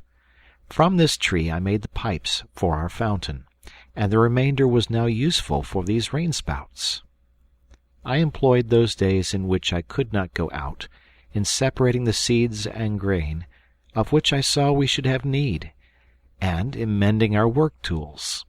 My sons, in the meantime, nestled under the tree among the roots, were incessantly employed in the construction of the carriage for their mother. The Karatas had nearly completed the cure of Ernest's hand, and he was able to assist his brothers preparing the canes, which Fritz and Jack wove between the flat wooden wands with which they had made the frame of their pannier. They succeeded in making it so strong and close that they might have carried liquids in it. My dear wife's foot and leg were gradually improving, and I took the opportunity of her confinement to reason with her on her false notion of the dangers of the sea, and to represent to her the gloomy prospect of our sons if they were left alone in the island. She agreed with me, but could not resolve to leave it. She hoped God would send some vessel to us which might leave us some society, and after all, if our sons were left, she pointed out to me, that they had our beautiful pinnace, and might at any time of their own accord leave the island. "And why should we anticipate the evils of futurity, my dear friend?" said she. "Let us think only of the present. I am anxious now to know if the storm has spared my fine kitchen garden." "You must wait a little," said I. "I am as uneasy as you for my maize plantations, my sugar canes, and my cornfields." At last, one night, the storm ceased, the clouds passed away, and the moon showed herself in all her glory. How delighted we were! My wife got me to remove the large planks I had placed before the opening, and the bright moonbeams streamed through the branches of the tree into our room. A gentle breeze refreshed us, and so delighted were we in gazing on that sky of promise that we could scarcely bear to go to bed, but spent half the night in projects for the morrow. The good mother alone said that she could not join in our excursions. Jack and Francis smiled at each other as they thought of their litter, which was now nearly finished. A bright sun awoke us early next morning. Fritz and Jack had requested me to allow them to finish their carriage, so, leaving Ernest with his mother, I took Francis with me to ascertain the damage done to the garden at Tent House, about which his mother was so anxious. We easily crossed the bridge, but the water had carried away some of the planks. However, my little boy leaped from one plank to another with great agility, although the distance was sometimes considerable. He was so proud of being my sole companion that he scarcely touched the ground as he ran on before me. But he had a sad shock when he got to the garden, of which we could not find the slightest trace. All was destroyed. The walks, the fine vegetable beds, the plantations of pines and melons, all had vanished. Francis stood like a marble statue, as pale and still, till, bursting into tears, he recovered himself. "Oh, my good mamma," said he, "what will she say when she hears of this misfortune? But she need not know it, papa," added he, after a pause. "It would distress her too much, and if you and my brothers will help me, we will repair the damage before she can walk. The plants may not be so large, but the earth is moist, and they will grow quickly, and I will work hard to get it into order." I embraced my dear boy, and promised him this should be our first work. I feared we should have many other disasters to repair, but a child of 12 years old gave me an example of resignation and courage. We agreed to come next day to begin our labor, for the garden was too well situated for me to abandon it. It was on a gentle declivity at the foot of the rocks, which sheltered it from the north wind, and was conveniently watered from the cascade. I resolved to add a sort of bank or terrace to protect it from the violent rains, and Francis was so pleased with the idea that he began to gather the large stones which were scattered over the garden, and to carry them to the place where I wished to build my terrace. He would have worked all day, if I had allowed him, but I wanted to look after my young plantations, my sugar canes, and my fields, and after the destruction I had just witnessed, I had everything to fear. I proceeded to the avenue of fruit trees that led to Tent House, and was agreeably surprised. All were half bowed to the ground, as well as the bamboos that supported them, but few were torn up, and I saw that my sons and I, with a labor of 2 or 3 days, could restore them. Some of them had already begun to bear fruit, but all was destroyed for this year. This was, however, a trifling loss compared with what I had anticipated, for having no more plants of European fruits, I could not have replaced them. Besides, having resolved to inhabit Tent House at present entirely, being there defended from storms, It was absolutely necessary to contrive some protection from the heat. My new plantations afforded little shade yet, and I trembled to propose to my wife to come and inhabit these burning rocks. Francis was gathering some of the beautiful unknown flowers of the island for his mother, and when he had formed his nosegay, bringing it to me, "See, Papa," said he, "how the rain has refreshed these flowers. I wish it would rain still. It is so dreadfully hot here. Oh, if we had but a little shade!" "That is just what I was thinking of, my dear," said I. "We shall have shade enough when my trees are grown. But in the meantime—" "In the meantime, Papa," said Francis, "I will tell you what you must do. You must make a very long, broad colonnade before our house, covered with cloth, and open before, so that Mamma may have air and shade at once." I was pleased with my son's idea, and promised him to construct a gallery soon, and call it the Franciade, in honor of him. My little boy was delighted that his suggestion should be thus approved, and begged me not to tell his mamma, as he wished to surprise her, as much as his brothers did with their carriage, and he hoped the Franciade might be finished before she visited Tent House. I assured him I would be silent, and we took the road hence, talking about our new colonnade. I projected making it in the most simple and easy way.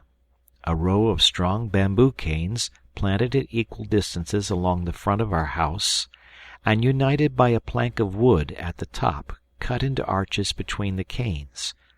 Others I would place sloping from the rock, to which I would fasten them by iron cramps. These were to be covered with sailcloth, prepared with the elastic gum, and well secured to the plank.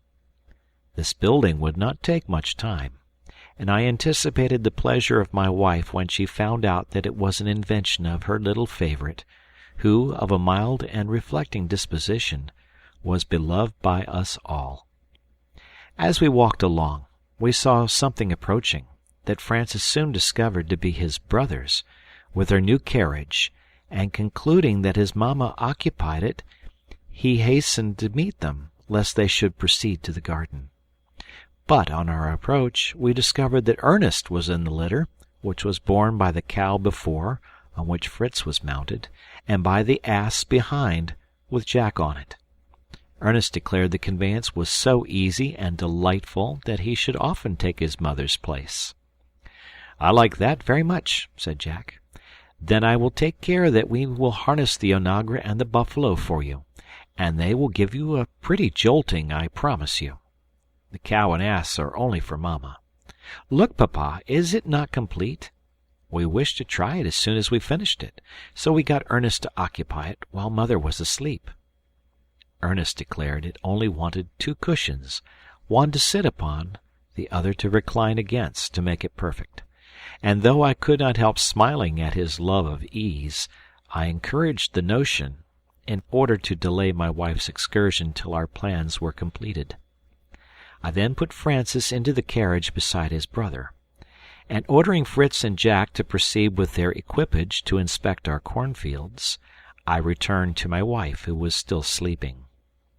On her awaking, I told her the garden and plantations would require a few days' labor to set them in order, and I should leave Ernest, who was not yet in condition to be a laborer, to nurse her and read to her. My sons returned in the evening, and gave me a melancholy account of our cornfields. The corn was completely destroyed, and we regretted this the more, as we had very little left for seed. We had anticipated a feast of real bread, but we were obliged to give up all hope for this year, and to content ourselves with our cakes of cassava and with potatoes. The maize had suffered less, and might have been a resource for us, but the large hard grain was so difficult to reduce to flour fine enough for dough. Fritz often recurred to the necessity of building a mill near the cascaded tent house, but this was not the work of a moment, and we had time to consider of it, for at present we had no corn to grind. As I found Francis had let his brothers into all our secrets, It was agreed that I, with Fritz, Jack, and Francis, should proceed to Tent House next morning. Francis desired to be of the party, that he might direct the laying out of the garden, he said, with an important air, as he had been his mother's assistant on its formation. We arranged our bag of vegetable seeds, and having bathed my wife's foot with a simple embrocation, we offered our united prayers, and retired to our beds to prepare ourselves for the toils of the next day. End of chapter. Chapter 39.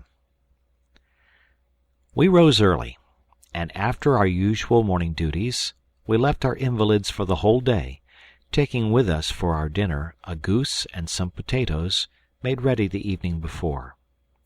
We harnessed the bull and the buffalo to the cart, and I sent Fritz and Jack to the wood of bamboos, with orders to load the cart with as many as it would contain, and especially to select some very thick ones for my colonnade. The rest I intended for props for my young trees, and this I proposed to be my first undertaking.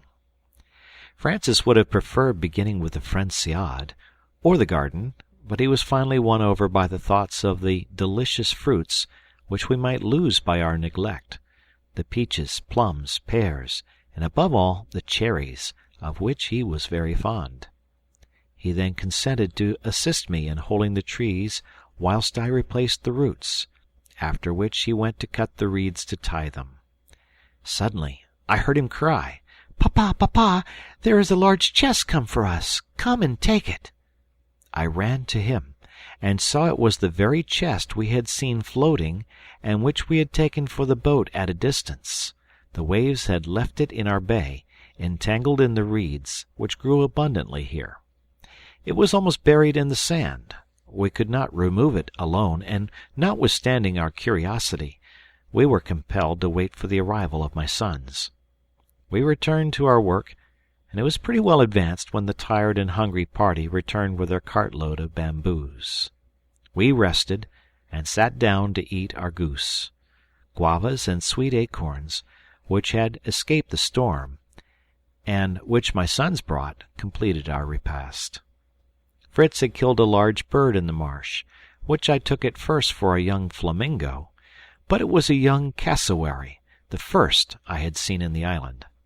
This bird is remarkable for its extraordinary size, and for its plumage, so short and fine that it seems rather to be hair than feathers. I should have liked to have had it alive to ornament our poultry yard, and it was so young we might have tamed it, but Fritz's unerring aim had killed it at once. I wished to let my wife see this rare bird, which, if standing on its webbed feet, would have been 4 feet high. I therefore forbade them to meddle with it. As we ate, we talked of the chest, and our curiosity being stronger than our hunger, we swallowed our repast hastily, and then ran down to the shore.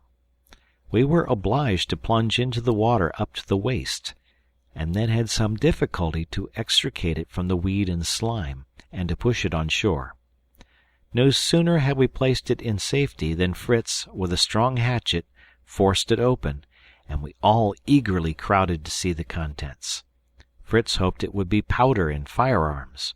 Jack, who was somewhat fond of dress, and had notions of elegance, declared in favor of clothes, and particularly of linen, finer and whiter than that which his mother wove.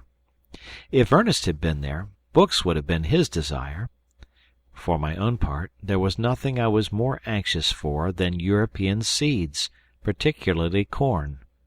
Francis had a lingering wish that the chest might contain some of those gingerbread cakes which his grandmamma used to treat him with in Europe, and which he had often regretted, but he kept this wish to himself, for fears his brothers should call him little glutton, and assured us that he should like a little pocket-knife with a small saw better than anything in the world, and he was the only one who had his wish.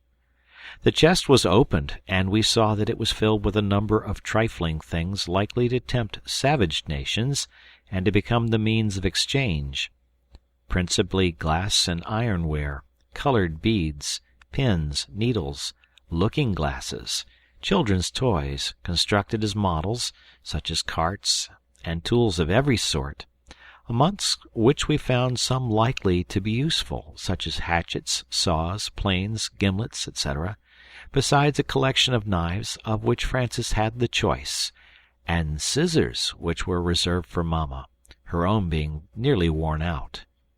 I had, moreover, the pleasure of finding a quantity of nails of every size and kind, besides iron hooks, staples, etc., which I needed greatly.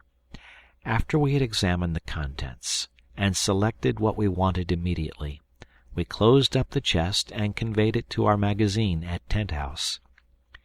We had spent so much time in our examination that we had some difficulty to finish propping our trees and to arrive at home before it was dark. We found my wife somewhat uneasy at our lengthened absence, but our appearance soon calmed her. "Mother," said I have brought back all your chickens to crowd under your wing." "And we have not come back empty-handed," said Jack. "Look, Mamma, here are a beautiful pair of scissors, a large paper of needles, another of pins, and a thimble. How rich you are now! And when you get well, you can make me a pretty waistcoat and a pair of trousers, for I am in great want of them." "And I, Mamma," said Frances, "have brought you a mirror, that you may arrange your cap. You have often been sorry Papa did not remember to bring one from the ship. This was intended for the savages, and I will begin with you." "I believe I rather resemble one now," said my good Elizabeth, arranging the red and yellow silk handkerchief which she usually wore on her head. "Only, Mamma," said Jack, "when you wear the comical pointed bonnet which Ernest made you." "What matters it," said she, "whether it be pointed or round? It will protect me from the sun, and it is the work of my Ernest, to whom I am much obliged." Ernest, with great ingenuity and patience, had endeavoured to plait his mother a bonnet of the rice straw. He had succeeded, but not knowing how to form the round crown, he was obliged to finish it in a point, to the great and incessant diversion of his brothers. "Mother," said Ernest, in his usual grave and thoughtful tone, "I should not like you to look like a savage. Therefore, as soon as I regain the use of my hand, my first work shall be to make you a bonnet, which I will take care shall be formed with a round crown, as you will lend me one of your large needles, and I will take, to sew the crown on, the head of either Jack or Francis." "What do you mean, my head?" said they both together.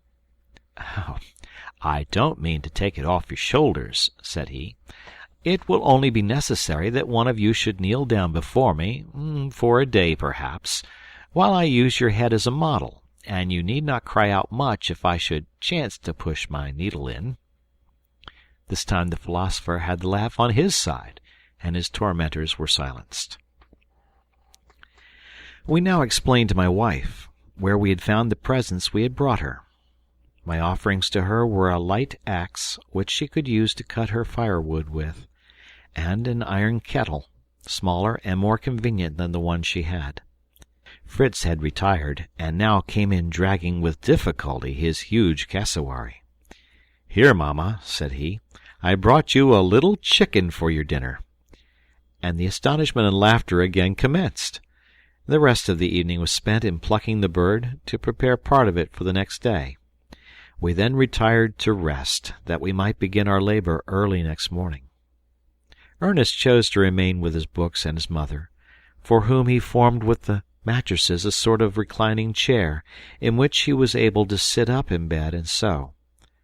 Thus she endured a confinement of 6 weeks, without complaint, and in that time got all our clothes put into good order. Francis had nearly betrayed our secret once, by asking his mamma to make him a mason's apron. "A mason's apron?" said she. "Are you going to build a house, child?"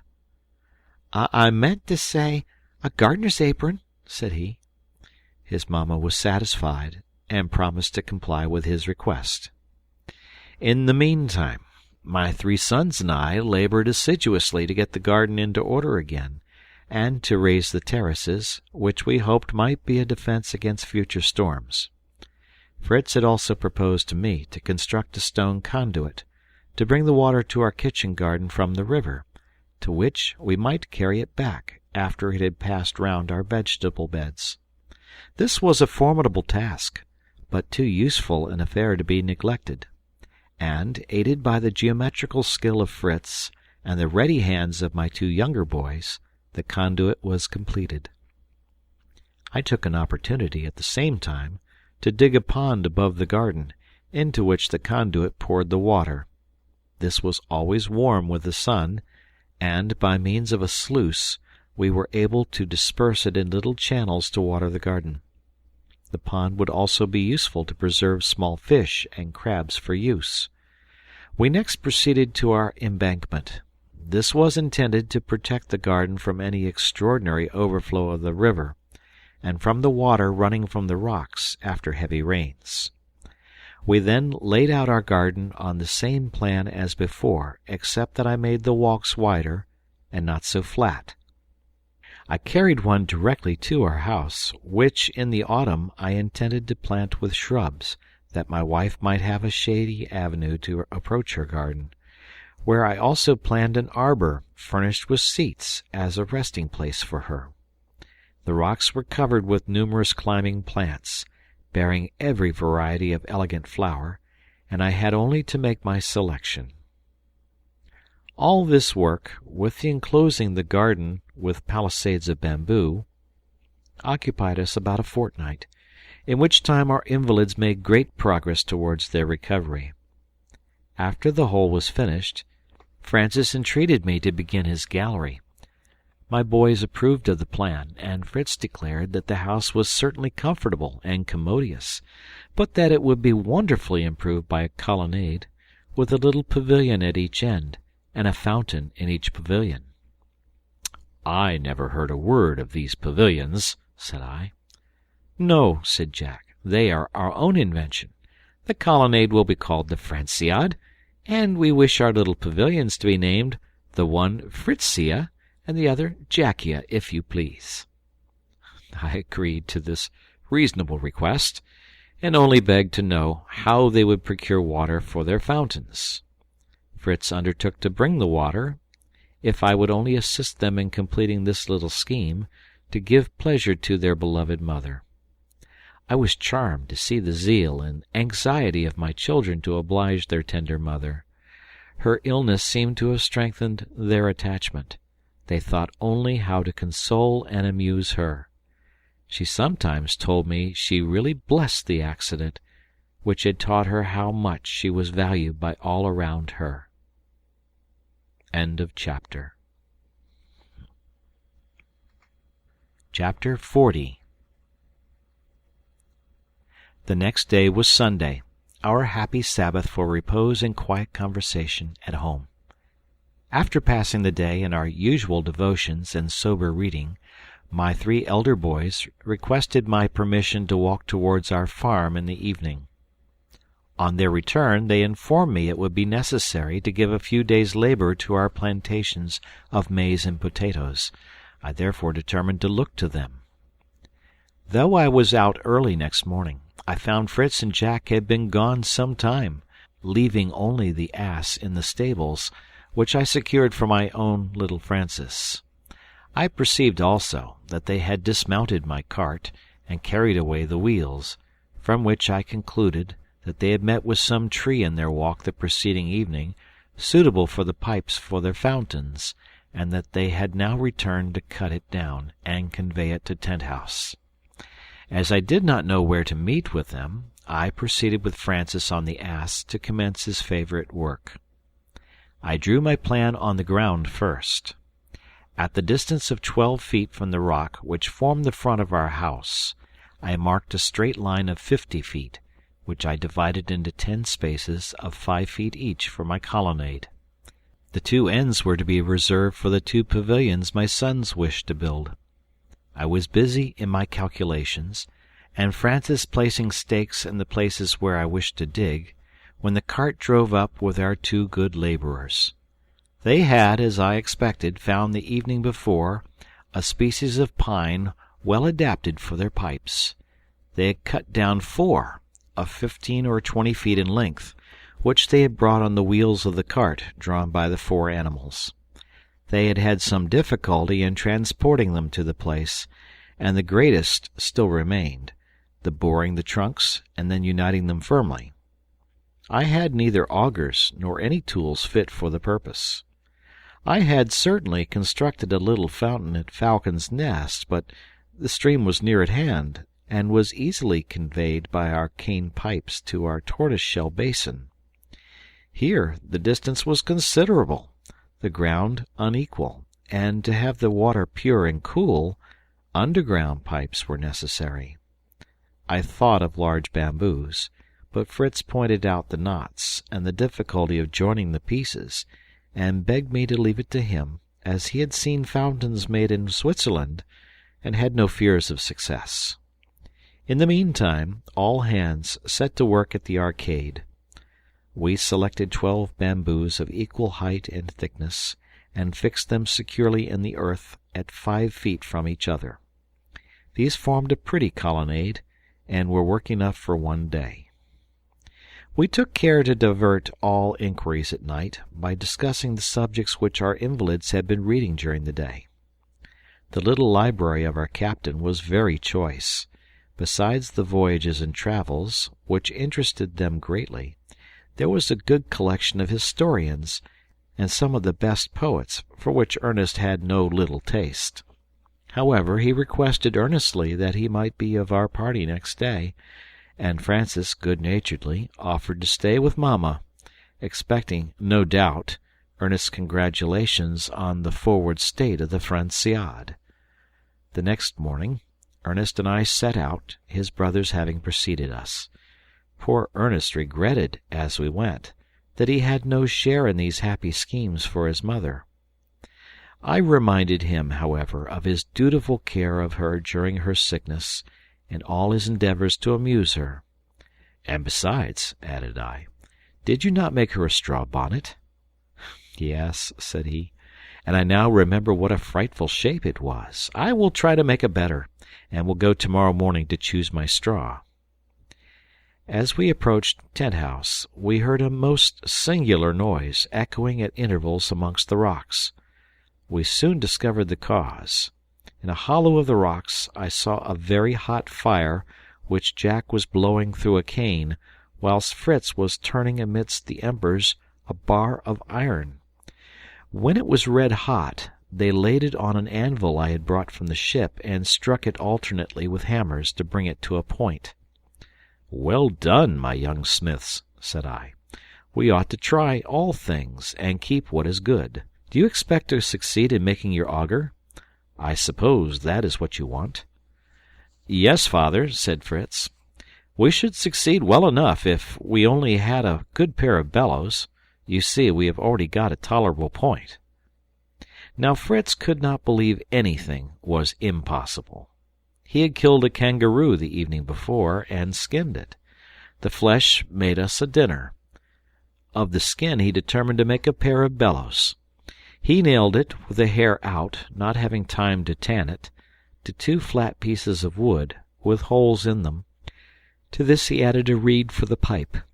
He then fixed it by means of a long cord and a post to the side of his fire, and Jack, with his hand or foot, blew the fire, so that the iron was speedily red-hot and quite malleable.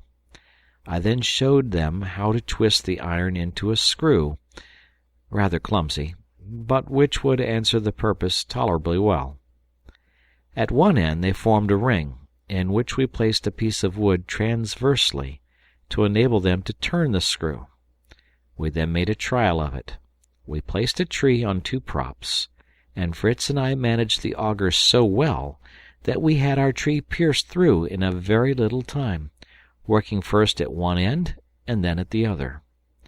Jack, in the meantime, collected the shavings we made, which he deposited in the kitchen for his mother's use, to kindle the fire. Ernest, meanwhile, was walking about, making observations, and giving his advice to his brothers on the architecture of their pavilions, till, seeing that they were going to bore another tree, He retired into the garden to see the embankment.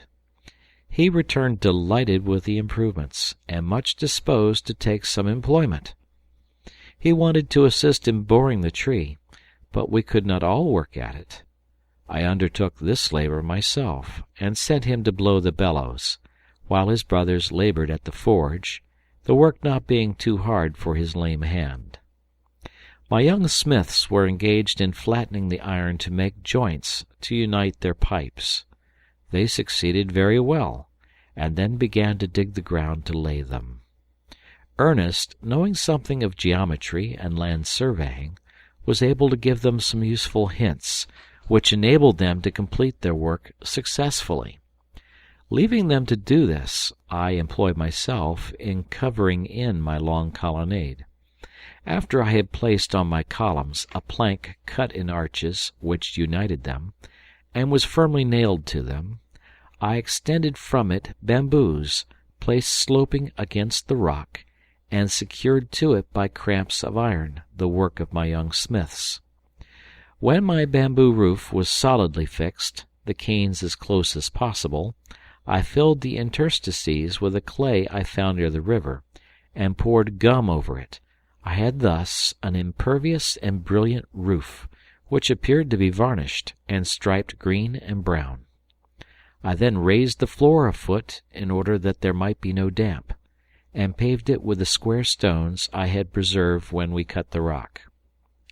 It must be understood that all this was the work of many days. I was assisted by Jack and Fritz, and by Ernest and Francis alternately, one always remaining with his mother, who was still unable to walk.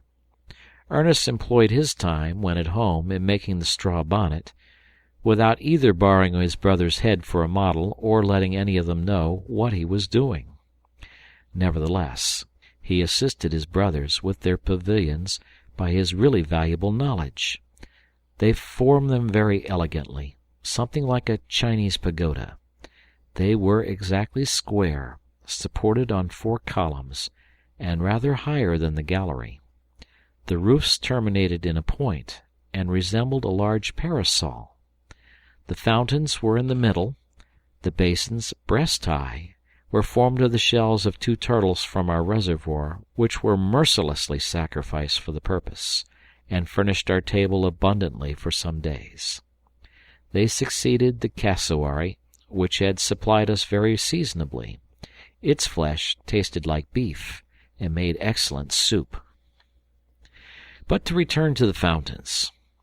Ernest suggested the idea of ornamenting the end of the perpendicular pipe, which brought the water to the basin, with shells. Every sort might be collected on the shore, of the most brilliant colors and curious and varied shapes. He was passionately devoted to natural history, and had made a collection of these, endeavoring to classify them from the descriptions he met with in the books of voyages and travels. Some of these, of the most dazzling beauty, were placed round the pipe, which had been plastered with clay. From thence the water was received into a volute, shaped like an antique urn, and again was poured gracefully into the large turtle shell. A small channel conveyed it then out of the pavilions. The whole was completed in less time than I could have imagined, and greatly surpassed my expectations, conferring an inestimable advantage on our dwelling, by securing us from the heat. All honor was rendered to Master Francis the inventor, and the Franciade was written in large letters on the middle arch. Fritzia and Jackia were written in the same way over the pavilions. Ernest alone was not named, and he seemed somewhat affected by it. He had acquired a great taste for rambling and botanizing, and had communicated it also to Fritz. And now that our labors were ended at Tent House, they left us to nurse our invalid, and made long excursions together, which lasted sometimes whole days. As they generally returned with some game or some new fruit, we pardoned their absence, and they were always welcome. Sometimes they brought a kangaroo, sometimes an agouti, the flesh of which resembles that of a rabbit, but is richer. Sometimes they brought wild ducks, pigeons, and even partridges. These were contributed by Fritz, who never went out without his gun and his dogs. Ernest brought us natural curiosities, which amused us much: stones, crystals, petrifactions, insects, butterflies of rare beauty, and flowers, whose colors and fragrance no one in Europe can form an idea of. Sometimes he brought fruit, which we always administered first to our monkey as taster. Some of them proved very delicious. Two of his discoveries especially were most valuable acquisitions: the guajaraba, on the large leaf of which one may write with a pointed instrument, and the fruit of which, a sort of grape, is very good to eat.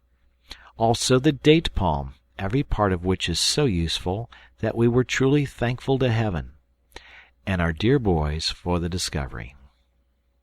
Whilst young, the trunk contains a sort of marrow, very delicious. The date palm is crowned by a head formed of from 40 to 80 leafy branches, which spread round the top. The dates are particularly good about half dried, and my wife immediately began to preserve them. My sons could only bring the fruit now, but we proposed to transplant some of the trees themselves near our abode. We did not discourage our sons in these profitable expeditions, but they had another aim, which I was yet ignorant of.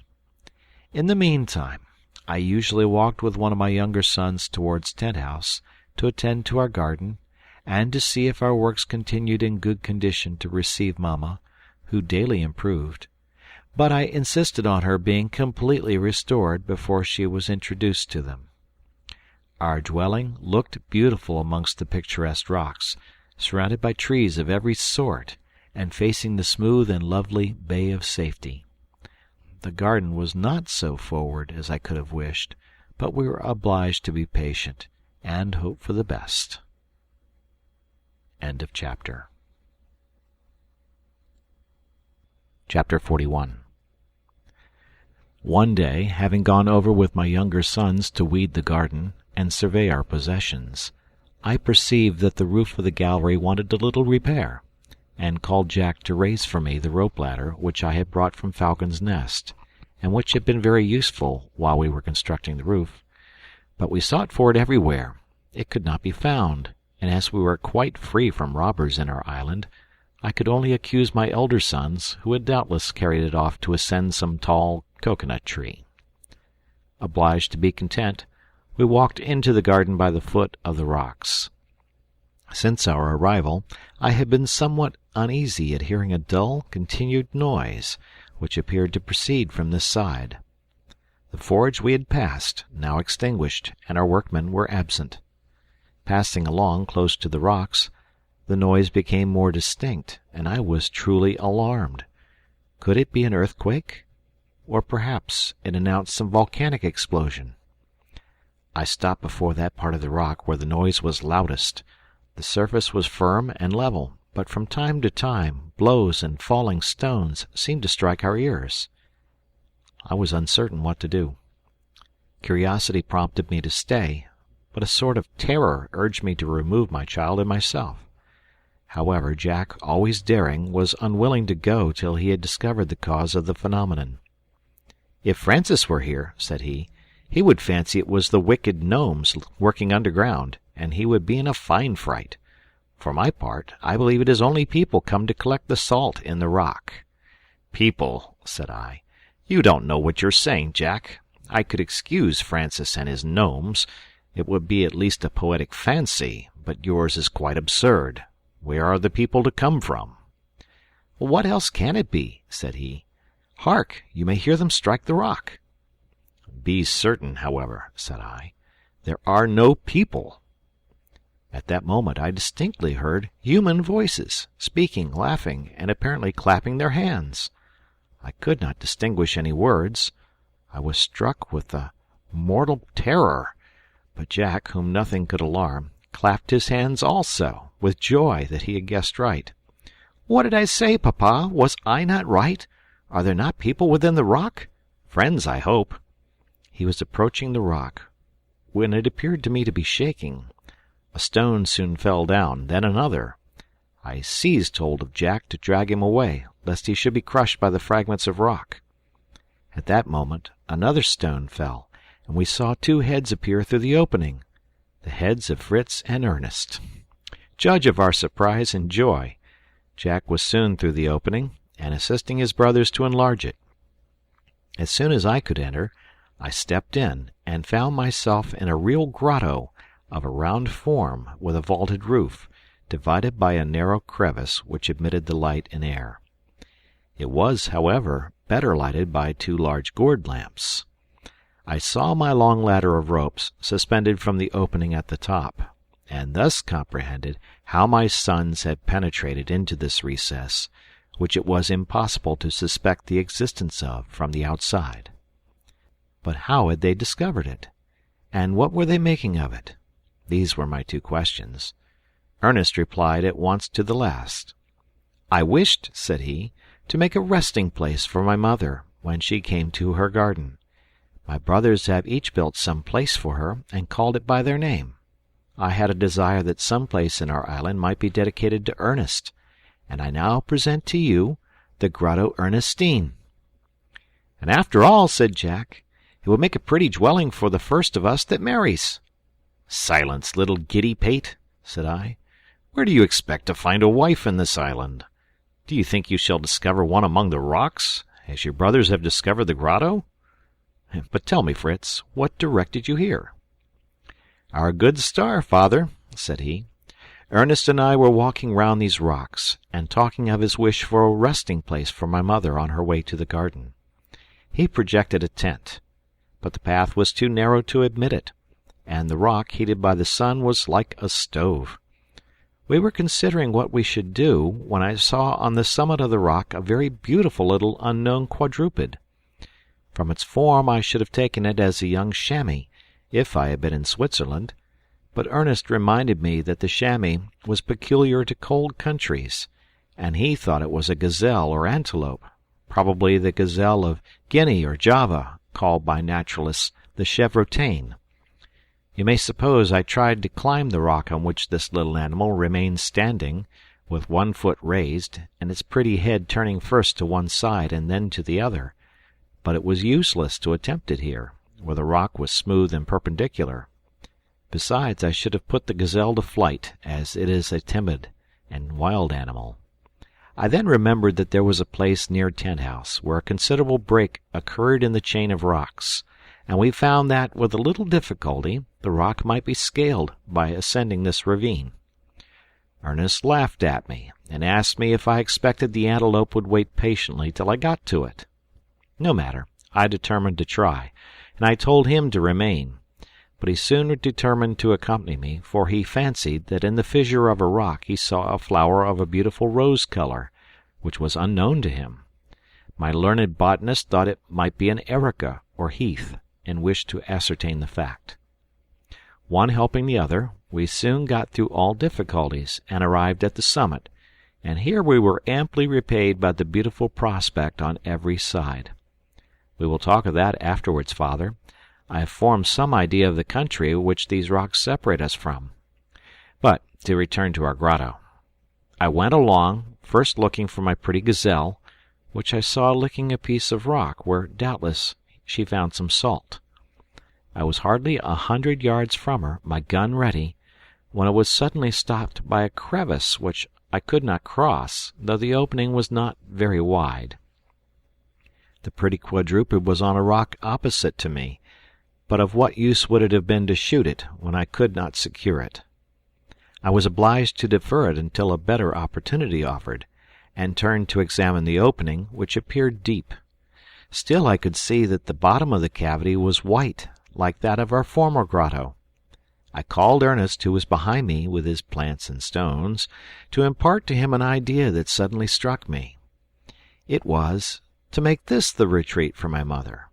I told him that I believed the floor of the cave was nearly on a level with the path that led to the garden, and we had only to make an opening in the form of a natural grotto, and it would be exactly what he wished.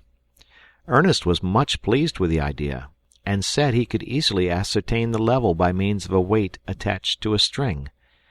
But though he was startled at the difficulty of descending to our labor every day, and returning in the evening, he would not agree to my wish of beginning at the outside of the rock, as we had done in our former grotto. He had several reasons for wishing to work from within.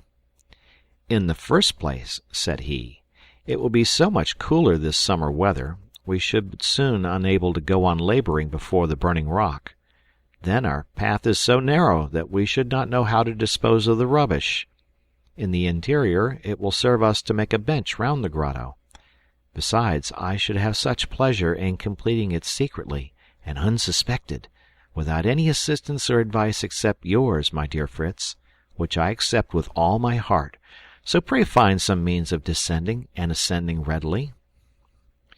I immediately recollected your rope ladder, father. It was 40 feet long, and we could easily fasten it to the point of the rock.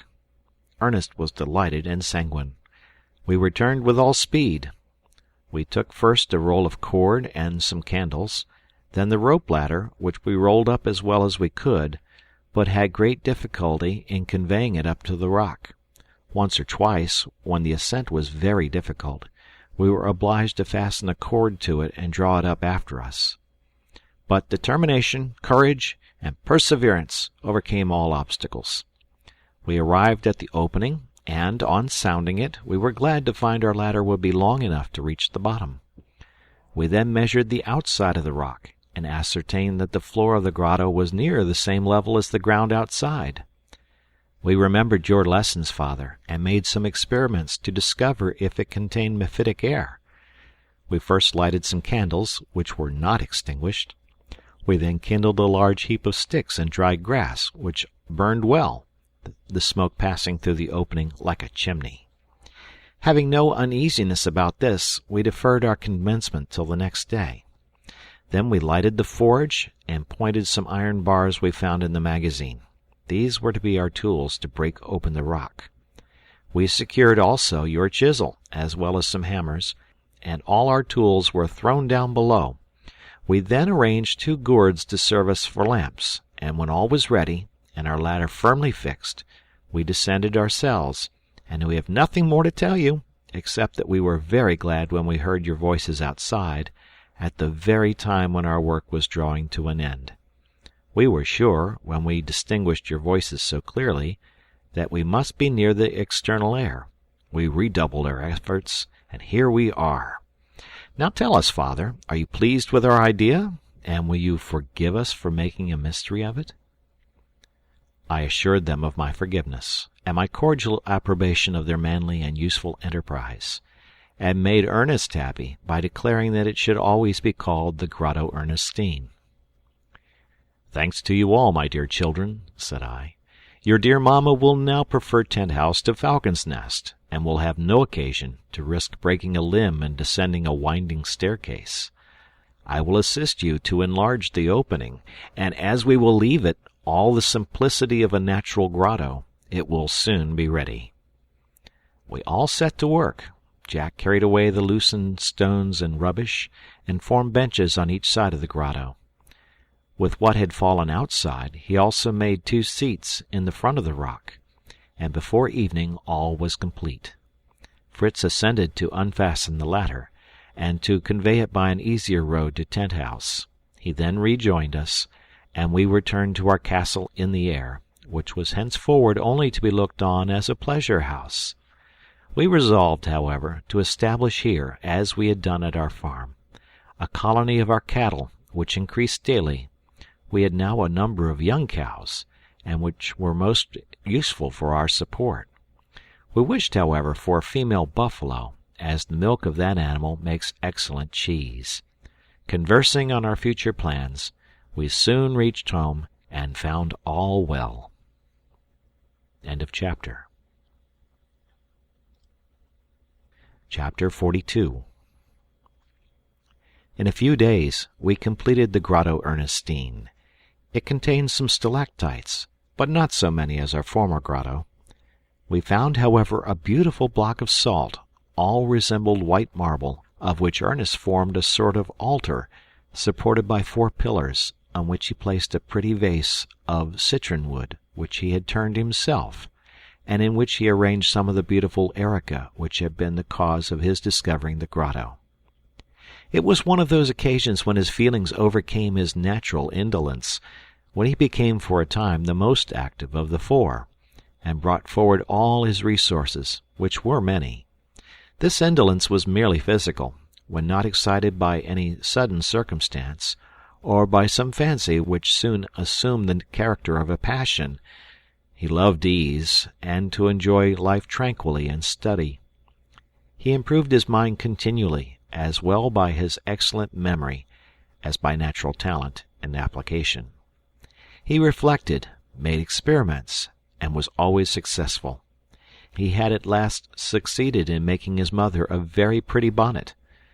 He had also composed some verses which were intended to celebrate her visit to Tent House, and this joyful day being at last fixed, the boys all went over, the evening before, to make their preparations. The flowers that the storm had spared were gathered to ornament the fountains, the altar, and the table, on which was placed an excellent cold dinner, entirely prepared by themselves. Fritz supplied and roasted the game, a fine bustard, the flesh of which resembles a turkey, and a brace of partridges. Ernest brought pines, melons, and figs. Jack should have supplied the fish, but was able only to procure oysters, crabs, and turtles' eggs. Francis had the charge of the dessert, which consisted of a dish of strawberries, honeycomb, and the cream of the cocoanut. I had contributed a bottle of Canary wine, that we might drink Mamma's health. All was arranged on a table in the middle of the Franciade, and my sons returned to accompany the expedition next day. The morning was beautiful, and the sun shone brightly on our emigration. My wife was anxious to set out, expecting that she should have to return to her dwelling. Though her leg and foot were better, she still walked feebly, and she begged us to harness the cow and ass to the cart, and to lead them as gently as possible. "I will only go a little way the first day," said she, "for I am not strong enough to visit Tent House yet." We felt quite convinced that she would change her opinion when once in her litter. I wished to carry her down the staircase, but she declined, and descended very well with the help of my arm. When the door was opened, and she found herself once more in the open air, surrounded by her children, she thanked God with tears of gratitude for her recovery, and all his mercies to us. Then the pretty osier carriage arrived. They had harnessed the cow and young bull to it. Francis, answering for the docility of Valiant, provided he guided him himself. Accordingly, he was mounted before, his cane in his hand, and his bow and quiver on his back, very proud to be Mamma's charioteer. My other 3 boys, mounted on their animals, were ready before, to form the advance guard, while I proposed to follow and watch over the whole. My wife was moved even to tears, and could not cease admiring her new carriage, which Fritz and Jack presented to her as their own work. Francis, however, boasted that he had carded the cotton for the soft cushion on which she was to sit, and I that I had made it. I then lifted her in, and as soon as she was seated, Ernest came to put her new bonnet on her head, which greatly delighted her. It was of fine straw, and so thick and firm that it might even defend her from the rain. But what pleased her most was, that it was the shape worn by the Swiss peasants in the canton of Vaud, where my dear wife had resided some time in her youth. She thanked all her dear children, and felt so easy and comfortable in her new conveyance, that we arrived at Family Bridge without her feeling the least fatigue. Here we stopped. "Would you like to cross here, my dear?" said I. "And as we are very near, look in at your convenient tent house, where you will have no staircase to ascend, and we should like to know, too, if you approve of our management of your garden." "As you please," said she. "In fact, I am so comfortable in my carriage that if it were necessary I could make the tour of the island. I should like to see my house again, but it will be so very hot at this season that we must not stay long." "But you must dine there, my dear mother," said Fritz. "It is too late to return to dinner at Falcon's Nest. Consider, too, the fatigue it would occasion you." "I would be very glad indeed, my dear," said she. "But what are we to dine on? We have prepared no provision, and I fear we shall all be hungry." "Oh, what matter," said Jack, "provided you dine with us? You must take your chance. I will go and get some oysters, that we may not die of hunger." And off he galloped on his buffalo. Fritz followed him, on some pretense, on Lightfoot. Mamma wished that she had brought a vessel to carry some water from the river, for she knew we could get none at Tent House. Francis reminded her we could milk the cow, and she was satisfied, and enjoyed her journey much. At last we arrived before the colonnade. My wife was dumb with wonder for some moments. "Where am I, and what do I see?" said she, when she could speak. "You see the Franciade, Mamma," said her little boy. "This beautiful colonnade was my invention, to protect you from the heat. Stay, read what is written above. 'Francis to his dear mother. May this colonnade, which is called the Franciade, be to her a temple of happiness.' Now, Mamma, lean on me, and come and see my brother's gifts, much better than mine." And he led her to Jack's pavilion, who was standing by the fountain. He held a shell in his hand, which he filled with water, and drank, saying, "To the health of the Queen of the island. May she have no more accidents, and live as long as her children. Long live Queen Elizabeth, and may she come every day to Jackia to drink her son Jack's health." I supported my wife, and was almost as much affected as herself. She wept and trembled with joy and surprise. Jack and Ernest then joined their hands, and carried her to the other pavilion, where Fritz was waiting to receive her, and the same scene of tenderness ensued.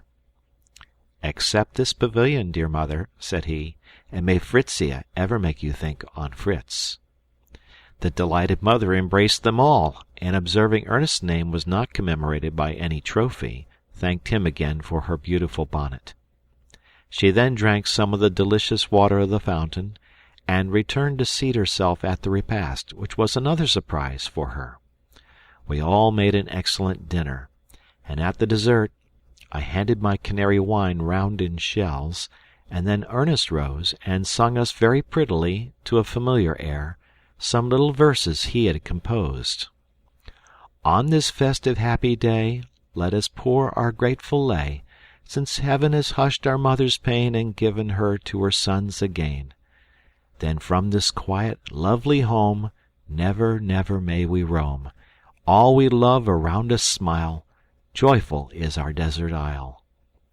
When o'er our mother's couch we bent, fervent prayers to heaven we sent, and God has spared that mother dear, to bless her happy children here. Then from this quiet, lovely home, never, never may we roam. All we love around us smile, joyful is our desert isle." We all joined in the chorus, and none of us thought of the ship, of Europe, or of anything that was passing in the world. The island was our universe, and Tent House was a palace we would not have exchanged for any the world contained. This was one of those happy days that God grants us sometimes on earth, to give us an idea of the bliss of heaven, and most fervently did we thank Him, at the end of our repast, for all His mercies and blessings to us. After dinner, I told my wife she must not think of returning to Falcon's Nest, with all its risk of storms and the winding staircase, and she could not better recompense her sons for their labors than by living among them. She was of the same opinion, and was very glad to be so near her kitchen and her stores, and to be able to walk alone with the assistance of a stick in the colonnade, which she could do already. But she made me promise to leave Falcon's Nest as it was. It would be a pretty place to walk to, and besides, this castle in the air was her own invention.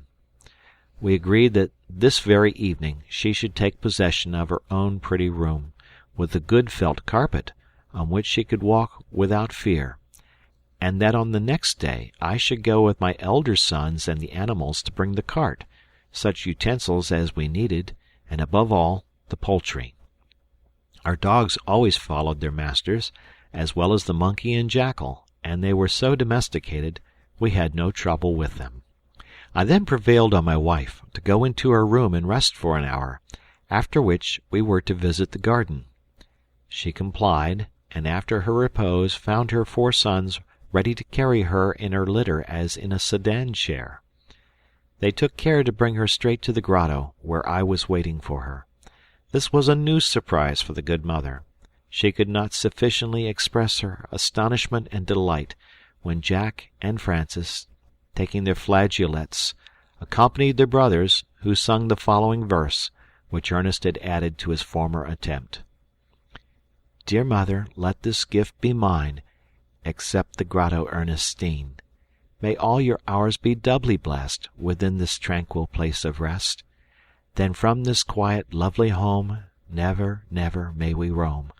All we love around us smile, joyful is our desert isle. What cause had we to rejoice in our children? We could not but shed tears to witness their affection and perfect happiness. Below the vase of flowers, on the block of salt, Ernest had written, Ernest, assisted by his brother Fritz, has prepared this grotto as a retreat for his beloved mother when she visits her garden. Ernest then conducted his mother to one of the benches which he had covered with soft moss, as a seat for her, and there she rested at her ease to hear the history of the discovery of the grotto. It was now my turn to offer my present, the garden, the embankment, the pond, and the arbor. She walked, supported by my arm, to view her little empire, and her delight was extreme. The pond, which enabled her to water her vegetables, particularly pleased her, as well as her shady arbor, under which she found all her gardening tools, ornamented with flowers, and augmented by 2 light watering pans, constructed by Jack and Francis from 2 gourds. They had canes for spouts, with the gourd bottles at the end, pierced with holes, through which the water came in the manner of a watering pan. The embankment was also a great surprise. She proposed to place plants of pines and melons on it, and I agreed to it. Truly did she rejoice at the appearance of the vegetables, which promised us some excellent European provision, a great comfort to her. After expressing her grateful feelings, she returned to the grotto, and seating herself in her sedan chair, returned to Tent House, to enjoy the repose she needed after such a day of excitement. We did not, however, lie down before we had together thanked God for the manifold blessings he had given us, and for the pleasure of that day. If I had been in Europe, said my dear wife, on the festival of my recovery, I should have received a nosegay, a ribbon, or some trinket. Here I have been presented a carriage, a colonnade, pavilions, ornamental fountains, a large grotto, a garden, a pond, an arbor, and a straw bonnet. End of chapter.